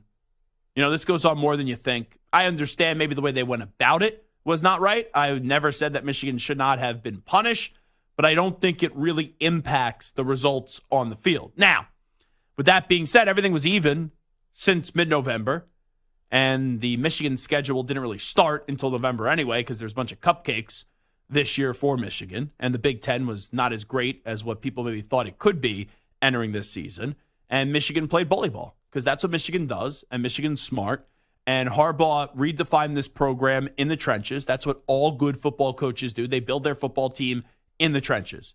You build from the inside out. And their defense was dominant. Their defense has been underappreciated. And on offense, they didn't have their best offensive line compared to the 2 past years, but they still had a dominant offensive line, even with losing Zach Zinter because of an injury, up against the Ohio State Buckeyes.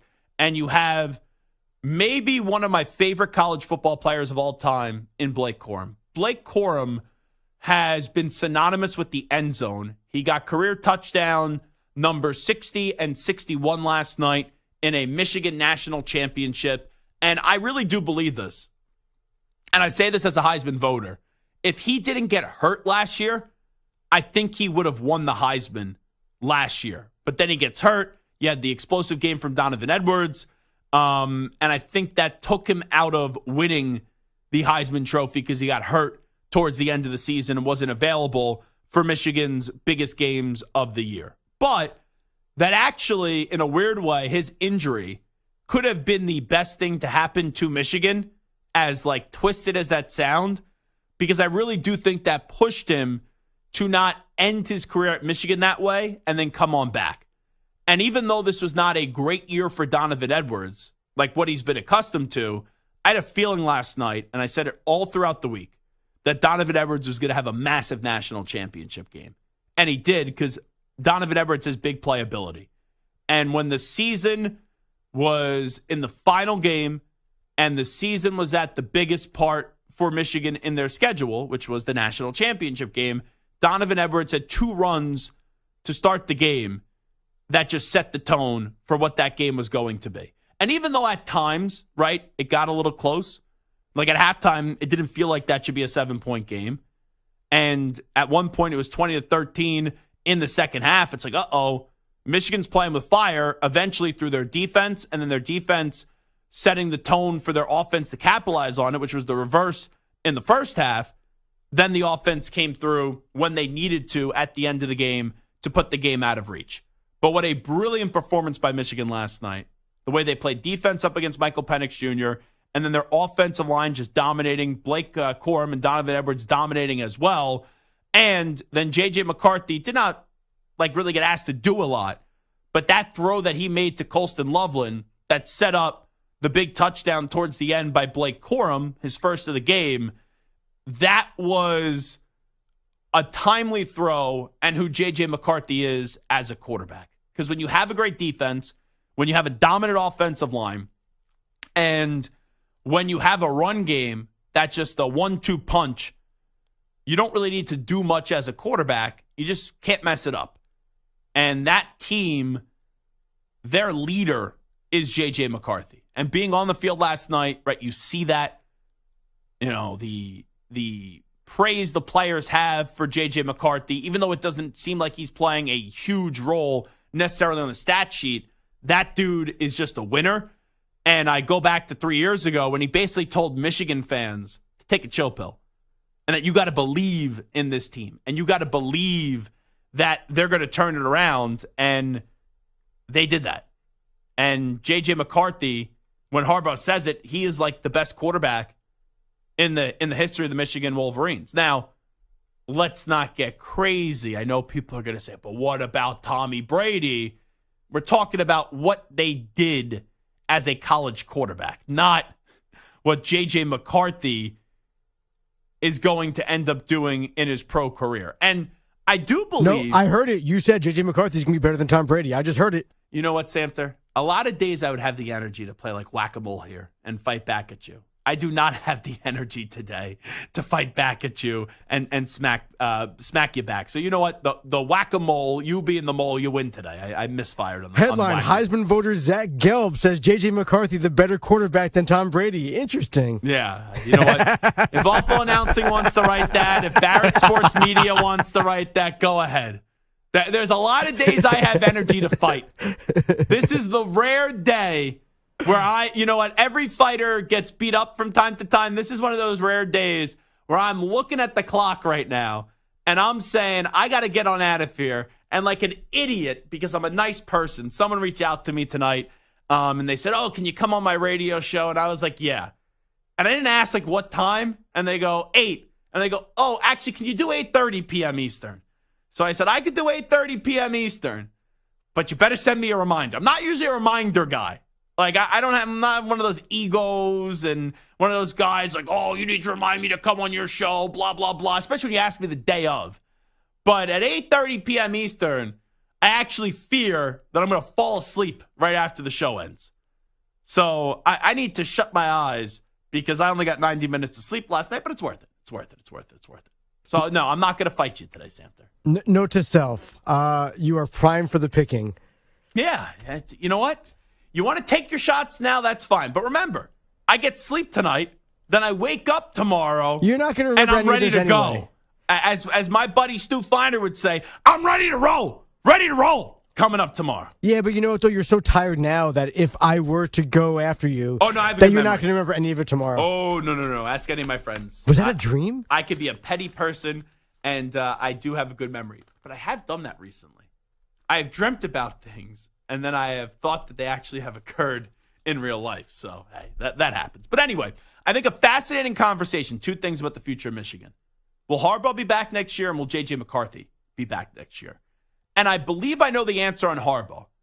And I got to think an NFL team's going to offer him a head coaching job this year, which they haven't done the last 2 years. I would really be shocked if Harbaugh is back at Michigan next year. And I know Harbaugh, he operates at the beat of his own drum, and he's different, right? You say turn left, he turns right. And the guy's a phenomenal coach. He won a national championship at Michigan last night. He's been to a Super Bowl as a head coach in the NFL. He's also been to 3 other NFC championship games too. And if he ends up winning a Super Bowl in the NFL, like when you look at the annals of football coaches, he's going to be right up there. Because you win a national championship in college and then get to a Super Bowl and win a Super Bowl in the NFL, like assuming he does that, that puts you at a different level. That puts you on a different playing field. So I would think that he's going to leave Michigan and hand the program over to Sherrone Moore. And hopefully Sherrone Moore doesn't turn into crying Ryan with like Ryan Day. We know Sherrone Moore, he likes to cry, but it was tears of joy after the Penn State game. And Ryan Day is just like kind of messed up the Ohio State program. And Ohio State Buckeye fans are going to say, oh, he's only 7 or 8 losses. Michigan never beat you guys. Now they own you. Now they're your father. All right? And it wouldn't surprise me. Let's just say Ohio State has a bad year this year or a disappointing season this year. Ohio State fans start to cry and demand for Urban Meyer to come on back. That could be something. But I'm going to say that Harbaugh's gone. I think he goes back to the NFL. The McCarthy one, Samter, I find fascinating because I don't believe that J.J. McCarthy is a great or will be a great NFL quarterback. But Mike Tannenbaum, which maybe this is why Mike is in the media now and no longer a GM, he thinks McCarthy's going to be a top 15 pick if he came out this year. Now, a lot of these mock drafts are not projecting McCarthy to come on out. Now, if Harbaugh leaves, I kind of feel like McCarthy will leave as well, but that could be an opportunity in what is perceived to be a good quarterback draft class where I got to think Williams, May, Jaden Daniels, and Penix will go in front of J.J. McCarthy. Maybe McCarthy looks at that as an opportunity to do it without Harbaugh Do it with the coach, assuming that Sharon Moore becomes the head coach, that he has familiarity with. And also, there won't be as many names next year. Maybe you are the second or the first quarterback off the board and you improve your draft stock that way. But let's just say Tannenbaum's right, that'll be a top 15 pick. I don't really see the incentive to come on back to Michigan. Now, he'll get a ton of NIL money. We know that. And I'm not kidding. Last night, right after that game ended, so many fans were chanting, one more year, one more year, one more year for J.J. McCarthy. So I'll be curious to see the decision he makes, but I don't think it's a wrong decision one way or another because he just won a national championship. Okay, job done, job well done, mission accomplished. But on the other end, do you want to try to run it back for one more season with the roster that is going to be drastically different? And this was the McCarthy tweet that he put out on November 15, 2020. I want all Michigan fans to do this. Take 3 deep breaths and have faith. Faith that every single coach, player, employee in that building is doing everything they possibly can to be great. And usually send the tweet out like that, it doesn't turn out to go your way, but it did for J.J. McCarthy to turn that program around. So now we have a big coaching topic, and that's, right, Harbaugh presumably being available, Belichick potentially being available, now Mike Vrabel being available because he got fired by Tennessee today. And quite frankly, I think he wanted to get fired, and that's how the owner then justified firing him because the last 2 years, I know it's got away from Tennessee, but they haven't had a lot of talent. And to choose Rand Carthon over Mike Vrabel, that doesn't really make sense to me. So I do believe that Vrabel wants a new job and wants an opportunity to reset. There's even this report out there about John Gruden, and this is from NOLA.com, that the Saints could actually bring in Gruden as an assistant.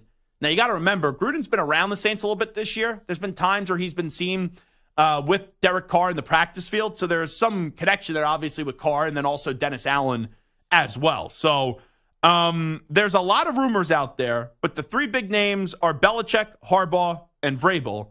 I ultimately do think Belichick's in a new home next year. I think Vrabel's going to go back to Foxborough where he played.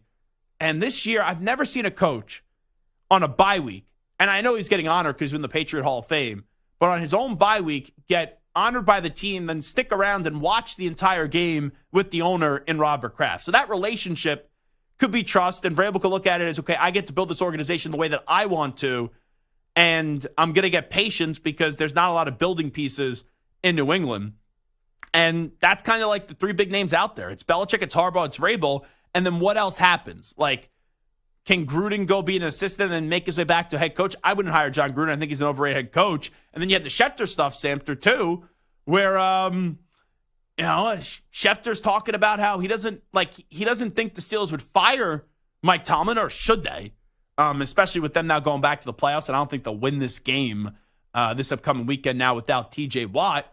But let's play that Schefter audio right now. This is on ESPN to just create the clearer picture of what Adam Schefter was trying to say. They're not firing Mike Tomlin, but here's the thing that's interesting. He's got a year left on his contract, and there are some people around the league who believe that Mike Tomlin could decide eventually to take some time off, like Sean Payton did. Maybe take a year off. We'll see if that's something that's on his mind. But Mike Tomlin gets to dictate what happens here. I think Tomlin's back next year. Does anyone disagree with that? Stu, you shake your head no? You think he's back? I think he's back with the Steelers, yeah. And Sam, do you think he's back? I think he's back, but I think it depends on what they do this year. If he goes one and done, he has something to prove. If they make a nice run, which they're not going to, but if they somehow make a nice run with Mason Rudolph and without TJ Watt, then maybe he says, okay, I've silenced some critics. Coaching is hard. Reset, and I'll find another team. I'll go make a lot of money in the media, which I could do, and then just kind of like recharge my batteries and come back with that same fire. Because if he wants out, he can get a job tomorrow anywhere. There'd be like Vrabel now becoming available. Maybe some playoff teams reevaluate themselves as well at the end of this postseason, whenever it ends for them, and maybe Vrabel ends up going there too. I think Vrabel winds up in New England. Harbaugh, I think, will either be with the Chargers or the Raiders. If he goes to the Chargers, I think Belichick could land with the Falcons. I also think Belichick could be in play for the Chargers as well. I think the Falcons a good job. The Commanders, I think they're going to try to make a big splash. but it wouldn't surprise me if they go younger and then make the big splash in trading up in the draft to go get Caleb Williams. So this coaching cycle, I'm pumped up for it. Because it's not only a college coach, that's also been an NFL coach in Harbaugh. Then you have a guy in Bill Belichick who's, right, the creme de la creme of what coaching's been for 20-something years.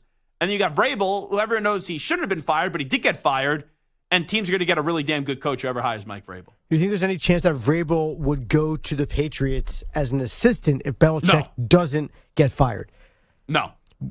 Would he rather take a year off if he doesn't get a head coaching job? See, that I don't know because, like, Sean, assistant. Like, put it this way. Sean Payton should not have taken the Broncos job. I said this when they hired him. He wanted the Chargers job. He should have just waited another year. But coaches are addicted to coaching, and they could talk themselves into another situation being more desirable than the one that they want, and that's what Sean Payton did. And if he would have just waited, he would have got the Chargers job this offseason and not have to deal with the mess of trying to replace Russell Wilson. So I don't think Vrabel is going to take a year off because I think Vrabel's addicted to coaching. I think this is a plan by Vrabel to land somewhere else, and I really do think he's going to wind up in New England. All righty, Zach Gelb here with you on CBS Sports Radio. Take a break. Former Michigan tight end and Big Ten Network analyst right now, Jake Butt, is going to join us on the other side. You're in a 5-minute break.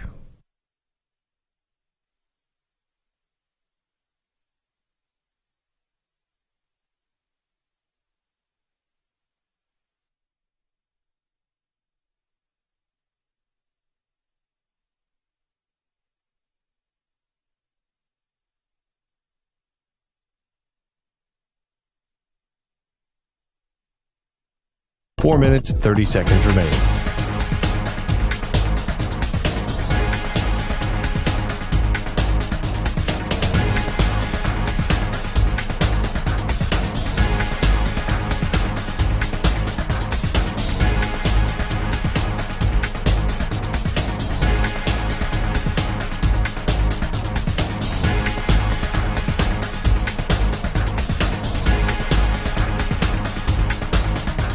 Four minutes remaining.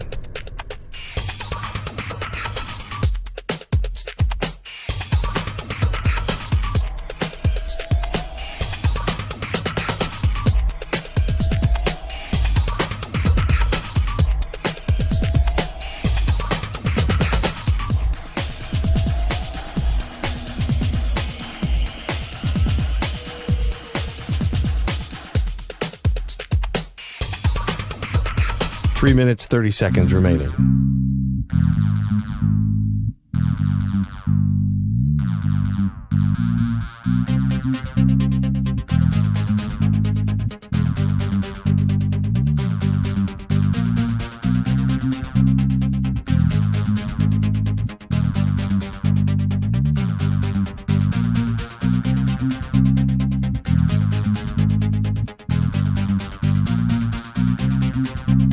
Three minutes remaining.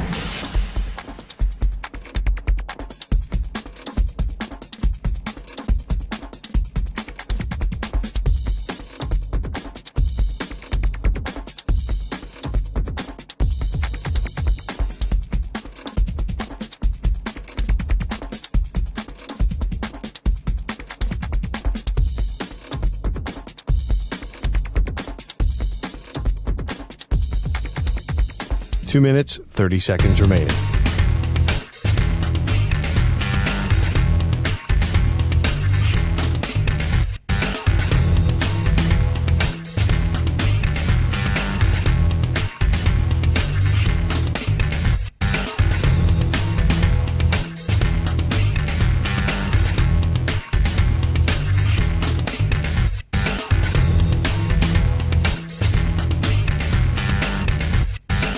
Two minutes remaining.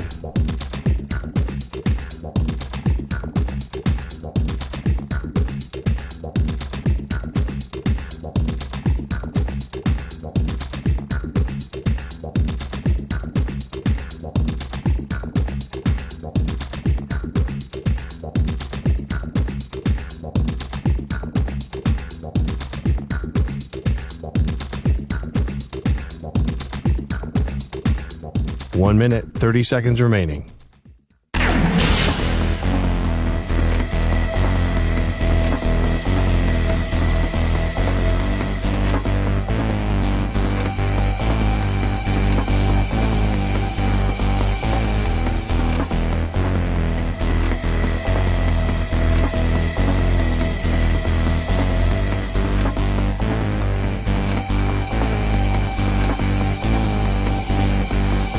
1 minute remaining.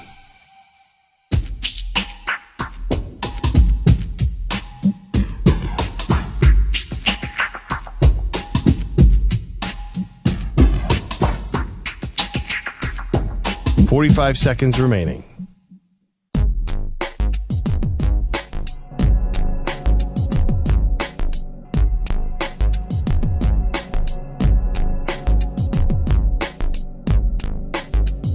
$30 seconds remaining.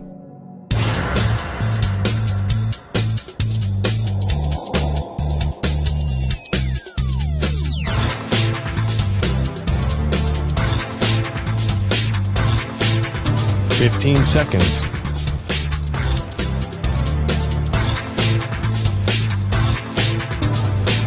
Break ends in 5 seconds.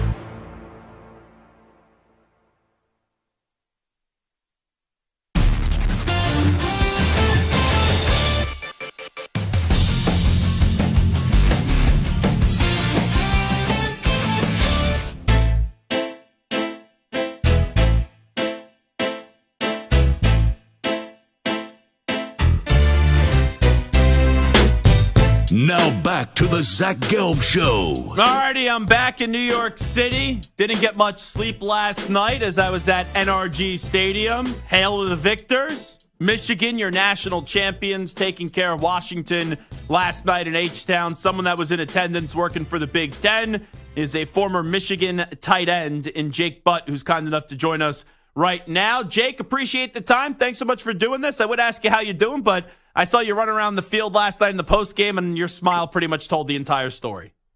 Yeah, man. Yeah, that's that question answers itself. And man, there's only one of these every year, man. Only one gets to call themselves national champs, and it's been a long time coming for us Michigan fans and Michigan alum, and really just so happy for Coach Harbaugh and these players. I don't know how much time you spent talking directly with the players, but my God, man, just such a special group of individuals and young men.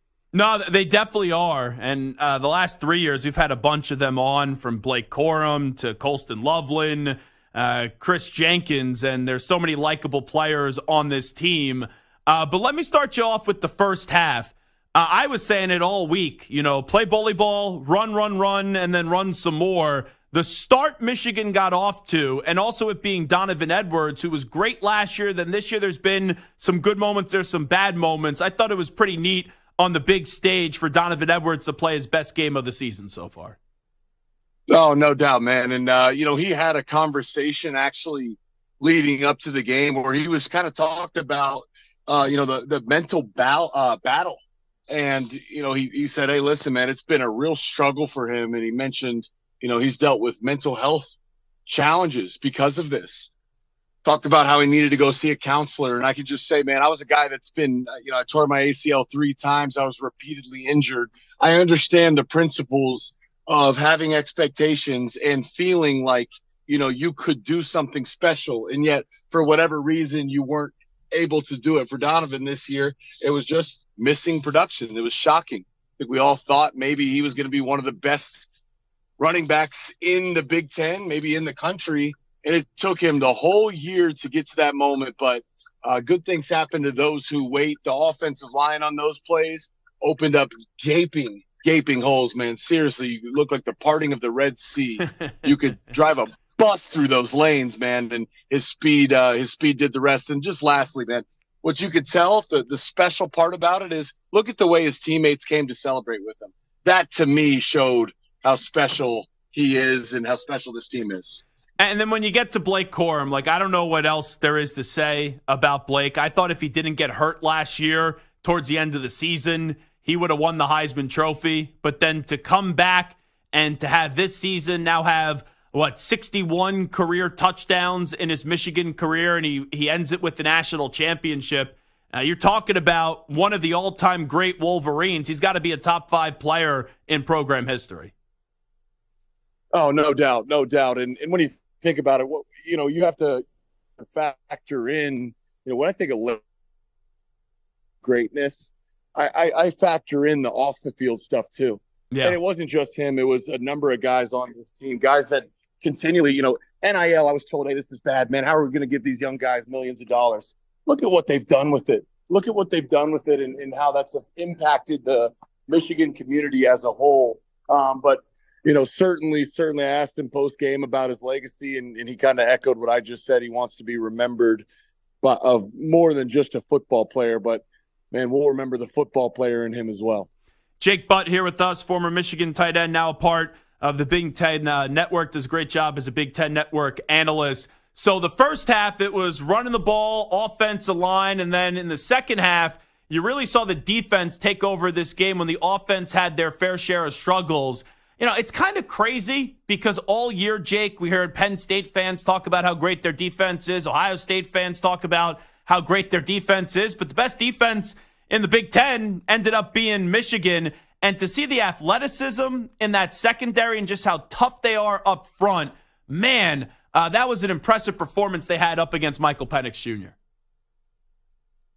Oh, my gosh, just the least, man. I mean, that's the best offense Michigan had seen all season by far. And a lot of our conversation preparing for the game and leading up to it was like, hey, can Michigan get pressure? That Washington offensive line won the Joe Moore Award. They were the nation's top offensive line. They did not give up pressure or sacks all season on Penix. I mean, he had the luxury of throwing from a clean pocket, and thankfully he's healthy. But what you saw is he continually was going to the injury tent, and after the game was walking with a significant limp. That defensive line is relentless, particularly on the inside. I felt that was going to be a big storyline in the game. Chris Jenkins, Mason Graham. The big dudes on the interior are quick, they're fast, they're strong, they're violent, and they just proved to be too much. And also coming out of halftime, because Michigan dominated that first half. It was like kind of similar to the Alabama game where you got to halftime, you go, feels like Michigan should be up by more. And you know that Washington, right, the last 2 years has been wonderful under Kalen DeBoer. Up until last night, right, their 2 losses were about 8 points or left. That play that Will Johnson made, it kind of just swung the momentum, even though they didn't put the game away until later, back in the favor of the Wolverines. Well, in our post-game talking to Coach Harbaugh, he echoed that exact same. They had a conversation. They're like, guys, we are dominating this game. We need to pull away. We need to seize the moment. I think we lost. Jake, you still there? Yeah, I think we lost Jake Butt. Well, hopefully we can get him back up. I just got a few more questions that I want to ask the former Michigan tight end. If we can reconnect with him, that will be okay. We'll wait to see if we could get Jake back on the show as he's had a busy last 24 hours, covering the game at NRG Stadium and obviously on his way back traveling. So we'll see if we can connect with Jake Butt on CBS Sports Radio. We're going to try to get him on a phone line. I think he was joining us via audio on Zoom, but Michigan wins the national championship last night, and now the 2 big stories to come from that are going to be, like, not only obviously, right, you have to praise and talk about the championship and all that, but then you also have to take a look at the future of Jim Harbaugh and also the future of J.J. McCarthy as well. So it's just kind of one of those situations where I think a lot of people expect Harbaugh is going to leave. McCarthy, it would not shock me if he comes back. But at this point, will your stock be higher than where it currently is? Like, you could argue he goes back, he can move up in the draft board because there's so many good quarterbacks this year. But right after the game last night, I was right on the field afterwards. You heard those fans saying 1 more year for J.J. McCarthy. So Jake Butt is back with us. Hey, Jake, let me just get into the Harbaugh conversation. It feels like he's going to leave. It feels like as long as he gets an NFL job offer, he's going to take it. Where are you at in terms of your former head football coach, Jim Harbaugh, and his future with the Wolverines?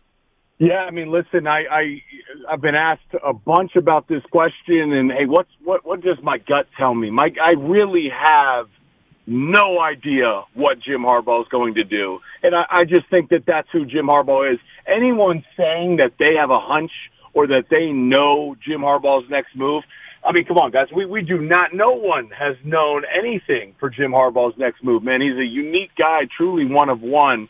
I think about it, it's the same storyline every single offseason where I've remained a bit patient, but every offseason, it seems like the media has it as a foregone conclusion that Jim Harbaugh is going back to the NFL. And yet, there he is on Michigan's sideline once again. So I really don't know. It certainly seems like if there was a year to leave, now would be the time. But he had a post-game press conference conversation with Scott Van Pelt on ESPN. Yeah. And Scott, a masterful media question, instead of saying, hey, what's next? He said, hey, Jim, how does this late season affect your scheduling in the off season? And Jim said, hey, I have already told the locker room we will push spring ball back. So I don't know if we can read too much into it, but he certainly didn't shoot it down and say that, he won't be there for spring ball. If he's gone, right, Sharon Moore, this is the slam dunk. He's definitely the next head coach of the Wolverines, in your opinion? He would definitely be towards the top of the list, but, knowing Michigan and the resources they have, I think that they will be patient. They will explore. Sharon Moore, if you were in a coma and you woke up and watched that Ohio State-Michigan game on November 25th, you would have no idea that Jim Harbaugh wasn't on that sideline. I mean, Sharon coached that game so similar, it felt like Jim was there. Another name, ironically, I would consider Kalen DeBoer, the Washington coach. I think he's making about $4 or $5 million out there right now. Michigan could give him a significant raise, and he has proven to be one of the best. You look at his win percentage. My goodness, he's proven to be one of the best coaches in college football, and he's doing it, very rare in terms of the talent he's been recruiting and bringing to Washington. So I would definitely give him a phone call if I was Michigan. Yeah, and he's a masterful coach, Jake Butt, as you just laid out. That's what made it so shocking. I knew watching Michigan each and every game this year how great their defense could be. But even with that being said, usually an offense will be able to figure it out. It was stunning that Penix was not on the same page with his wide receivers, and a team that's been so great offensively just was never able, with how many chances they got, to go tie up the game to do so. No doubt. In Michigan, absolutely masterful. Maybe one of the best collective defensive performances of the entire college football season. I talked pregame. I said, hey, man, listen, Washington's going to move the ball. They're going to get theirs. They're going to have some explosives. I felt one of the keys to this game was going to be when Washington is in plus territory and Michigan's backed up, can they force field goals instead of touchdowns? And that's exactly what they did. Those are big momentum swings throughout the game. All three levels. The D-line showing up and being extremely disruptive. Penix, he threw from a clean pocket almost all year. The O-line is the Joe Moore Award. Washington had the nation's top offensive line. Penix was sacked only 10 times all season. Michigan dominated the trenches, man, constantly in the backfield. Penix was constantly in the medical tent. Thankfully, nothing serious, but he was limping significantly after the game. And then the secondary, how about that, man? Will Johnson coming out of half to capture momentum. And then the ending to the game, I mean, seriously, guys, it felt poetic. For Mikey Sainristil, your senior, your captain, your leader, he has the interception and he returns it all the way down inside the 10-yard line. I'm glad he got tackled, because the poetry is then after your defensive leader leads you there, you hand the ball to Blake Corum in the fourth quarter, and he's done what he's done all season, which is punch it in. Truly, truly an amazing finish to Michigan season. Out of 100%, Jake Butt, what do you think the likelihood is of J.J. McCarthy going one more year with the Wolverines? That's also another good question. Here's what I'll say. I'd imagine that him and Jim are having conversations together. I bet one's decision affects the others. I bet they work together. I mean, Coach Harbaugh said after the game, it's like a father-son relationship, and JJ's echoed that sentiment as well. I personally think JJ is extremely talented. His ceiling is high. He's an absolute baller. But I do think if I would recommend, for him, he'd benefit from coming back for one more year, developing. Also considering this is a historically deep quarterback class this year. JJ, if he can come back and continue to improve, I think he'd solidify himself, has a chance to guarantee himself to go first round next year. So I opened up the show today saying it's a bunch of jackassery. Anyone that gets on one of these platforms today and says, put an asterisk on this Michigan championship, or say that it's a tainted championship. Everything was all even if you think the sign stealing gave Michigan an advantage against Penn State, Ohio State, Alabama, and then Washington. How do you kind of respond to some people today that still won't give Michigan their due? Well, I don't even. I pay them no mind and no attention, man. There's people. Seriously, I mean, there's people on both sides that have their mind made up completely, and truly, any additional information that comes out will not sway any of their minds. So I'm not interested in having those conversations. What cannot be denied is the fact that Michigan went on the road against Penn State. They find out Jim Harbaugh is not going to be their coach while they're in the air getting ready to land, and they win. Top 10 matchup. Then you have you're also on the road, a trap game in between Penn State and Ohio State against a pretty solid and sound Maryland team. I know they're not the best team, but a solid team, and it wasn't pretty, but they get it done. Then you're at home playing Ohio State, and here's the truth about that game. That was a must-win game for Ryan Day. All the chips were on the table. The Buckeyes needed that game. And yet, without Jim Harbaugh, they win that. And then they handle business versus Iowa. And then you tell me you're playing Alabama in the semifinals. You're playing Nick Saban. This is where Nick Saban does. This is what he does. The Bama team, they're completely different from the team that lost to Texas earlier in the year. This Alabama team, they beat Georgia. Michigan can't beat them. They don't win a playoff game. They can't get it done. And they absolutely got it done. They dominated Alabama. I know the final score went to overtime, but they dominated Alabama and then finished it off and did the exact same thing against a 14-0 undefeated Washington Husky team. I don't know how you can look at this and say anything other than the truth, which is this Michigan football team they are the best team in college football this year. And the last thing I'll ask you, Jake Butt, or just a statement that I'll make, I don't know if anyone's stock improved more last night in terms of getting national praise and national respect than Jesse Minter, the defensive coordinator. What a game plan that was, not only this week, but also the week before up against Alabama. And if Harbaugh leaves, I think Harbaugh would be foolish not to take him as a defensive coordinator. And this could be a guy that he should be a head coach somewhere in short order.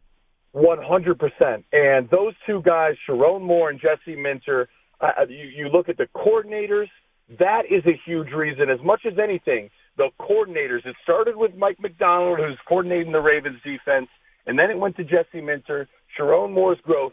The coordinators have been as big of a reason for Michigan's progression as anything. Jesse Minter certainly could be a head coach one day, but for now, man, we have to sit back and admire that masterful game plan he had. Well, Jake, appreciate the time. I know it's a busy day for you. Appreciate you jumping on board for a few minutes. Thank you. Yeah, thanks, guys, for being patient with my signal there. Yeah, all good. Thanks so much. Hey, on a day day after Michigan wins the national championship, we'll be okay with only one dropout on the cell phone service. There he is, former Michigan tight end Jake Butt, now part of the Big Ten Network's coverage of Big Ten football. Come on back. I got top 5 college football storylines to monitor this offseason. But first, let's get the latest CBS Sports Radio update in with the Ackman, Rich Ackerman. CBS Sports Radio. Sports Flash. Well, the Titans hired a new general manager last year. Now Rand Carthon will hire his first coach. Mike Vrabel is out after 6 years in Tennessee. His first 4 all-winning ones, including a Coach of the Year honor. However, the Titans have gone 13-23 over the last 2 seasons, and Amy Adams Strunk said it was a difficult decision that she's made as controlling owner. The last 2 seasons have been very disappointing, and the fans felt it. I felt it. We made changes last year, and I came to believe we needed to make a change to the coaching staff. It's courtesy of the Tennessee Titans website. The Steelers go into the postseason missing their best offensive player. As expected, T.J. Watt will miss Sunday's game in Buffalo with a knee injury. They will also start Mason Rudolph at quarterback. The Pacers' Tyrese Halliburton reportedly has a grade 1 hamstring strain, and he will miss at least the next 2 weeks. The Timberwolves, the best team in the West, try to bounce back from a loss on Sunday when they meet the Magic tonight. I'm Rich Ackerman. Jim Rome here. Coming up Wednesday in the Jungle, Texans GM Nick Caserio and reigning Masters champ John Rahm. See you Wednesday at 12 noon Eastern, 9 Pacific.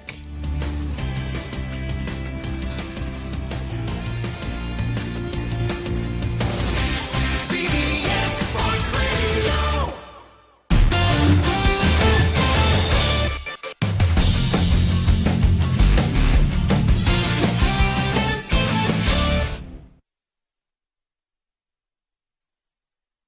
You're in a 5-minute break.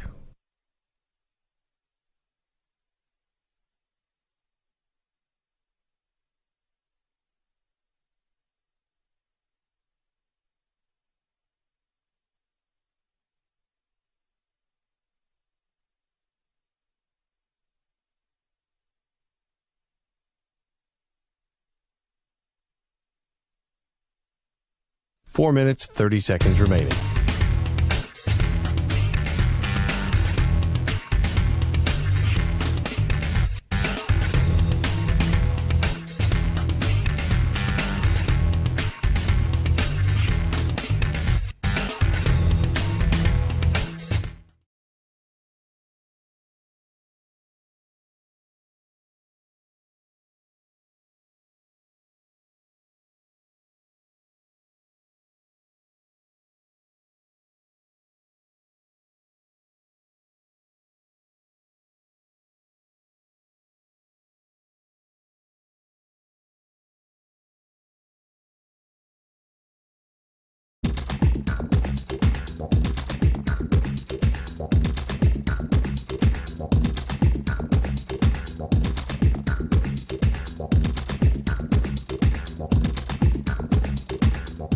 Three minutes, 30 seconds remaining.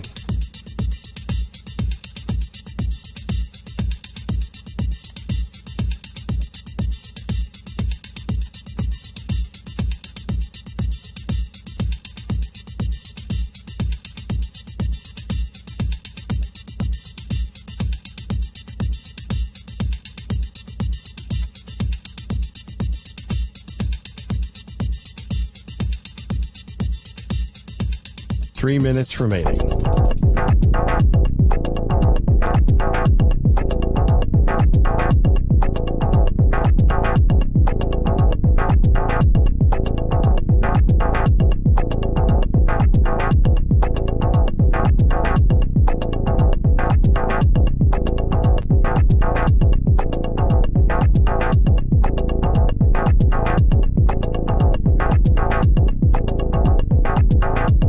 Two minutes, 30 seconds remaining.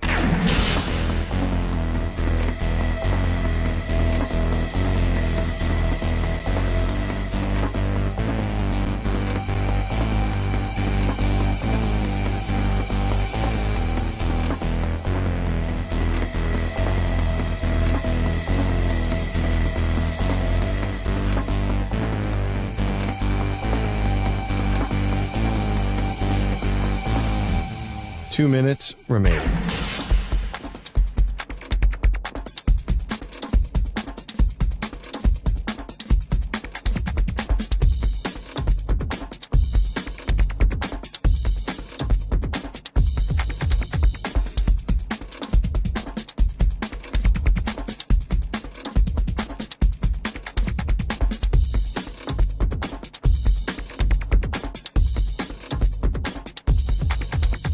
One minute, 30 seconds remaining.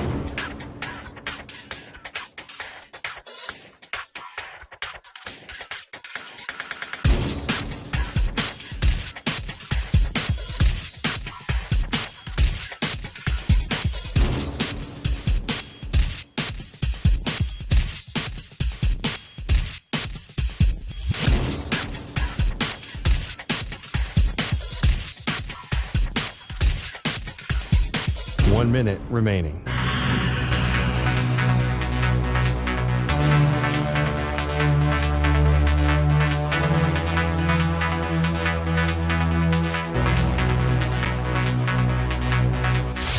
Five seconds remaining.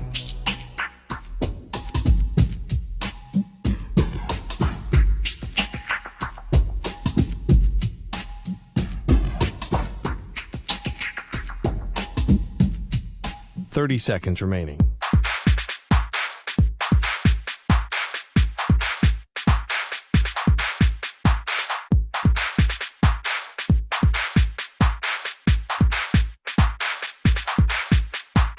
Seconds.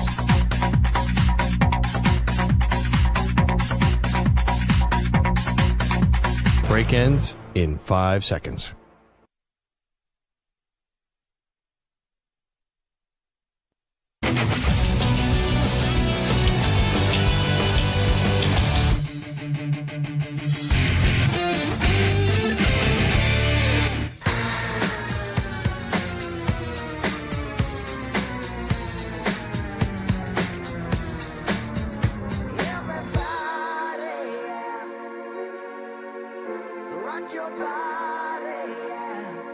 Hey, this is Howie. And this is Nick from the Backstreet Boys. And you're listening to the Zach Gelb Show on CBS Sports Radio. And guess what?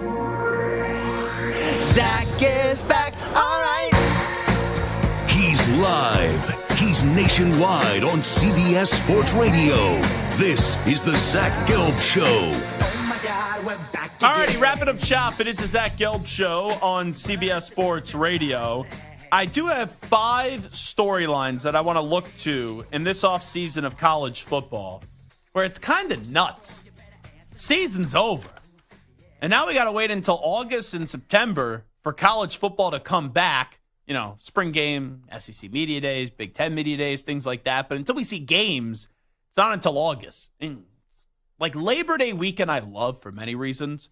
But I also love Labor Day weekend because that means college football is back. Like, I'll watch week 0, but the official return to college football season is Labor Day weekend. And I've always have a blast on Labor Day weekend watching a bunch of college football games. But I want to start you off with one storyline, and it's what we've been talking about all day. It's J.J. McCarthy and Jim Harbaugh's future. I thought what Jake Butt just said can be true. Like, they're probably already talking about their futures. Harbaugh's keeping McCarthy in the loop, and McCarthy's keeping Harbaugh in the loop. Now, you could make the case just because Harbaugh goes doesn't mean McCarthy needs to go.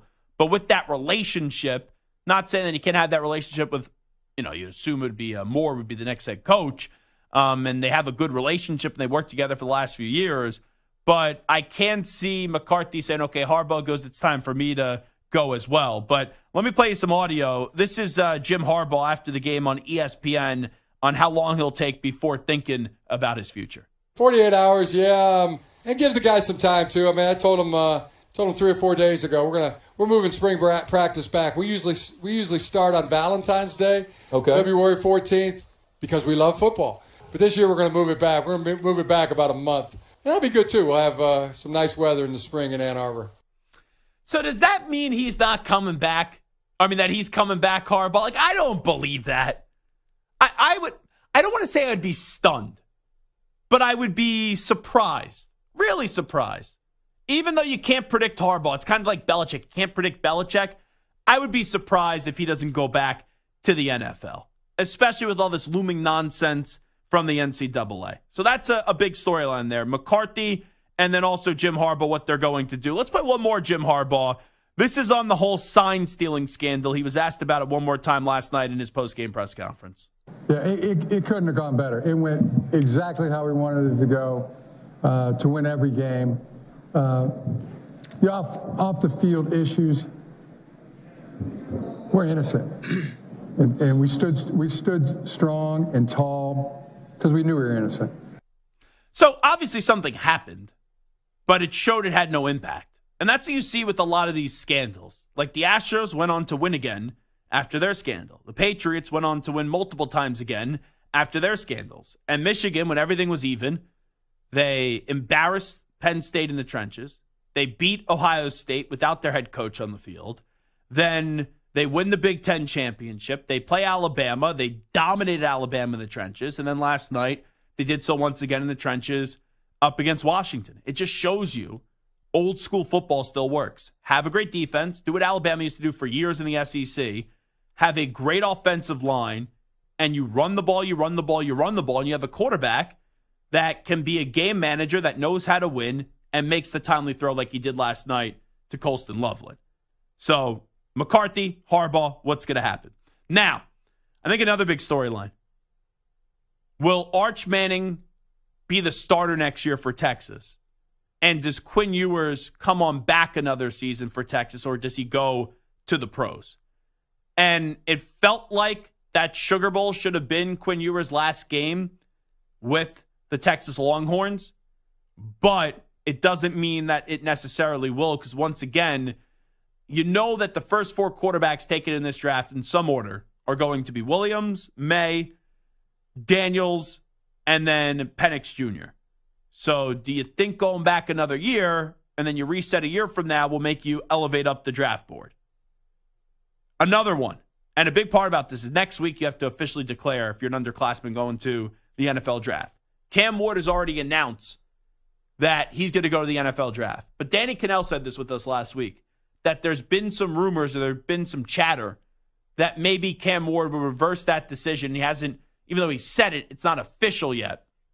And maybe Cam Ward will come on back and jump somewhere in terms of the transfer portal. Another one, Ole Miss. The Ole Miss hype train, the Lane train, choo-choo, with the extension and then the great transfer portal and the great recruiting class. I'm fascinated this offseason by Ole Miss. And the season, all throughout the offseason, all the big storyline is going to be, is Ole Miss going to meet the hype? And like last year, USC was hyped, LSU was hyped, and they end up being the two most disappointing teams in college football. USC didn't even come close to sniffing a Pac-12 championship, let alone competing for a national championship. And LSU, early on in the season against Florida State, showed you, yeah, they had a Heisman Trophy quarterback, but their defense couldn't stop a nosebleed. And then finally, last thing to look at, the national respect for Carson Beck. I think Carson Beck was greatly underappreciated this year. And I believe this offseason is going to be massive for Carson Beck. You get another year of experience, and it would not surprise me if this time next year we're talking about Carson Beck as a Heisman Trophy winner for the Georgia Bulldogs. All righty. That is the Zach Gelb Show on CBS Sports Radio. Big thanks to Steve Avila for joining us today. Rookie offensive lineman for the LA Rams. Playoff week for the Rams as they get ready to go to a house that used to be Matthew Stafford's in Detroit. You get Lions and Rams later on in the week on Wild Card Weekend, and do appreciate Jake Butt, the former Michigan tight end, joining us a few moments ago. Tomorrow, joining us live on the show will be former NFL linebacker KJ Wright, and also Bills special teams captain, college buddy of mine, Tyler Medikevich, as the Bills get ready to go up against the Pittsburgh Steelers. And Tyler actually started his NFL career getting drafted by the Steelers in the last few years. He's been with the Buffalo Bills. Congratulations to Michigan. Job well done. National champs. And if you don't like it, well, that's your problem. Because Michigan played 15 games this year, and they didn't lose one of them. All righty, we'll talk tomorrow at 3 p.m. Eastern, noon Pacific. Big thanks to each and every one of you for calling, listening, and tweeting. Big thanks to Stu and Moist Mike as well. We'll talk manana, everybody. All right, we out. Bye-bye. Peace.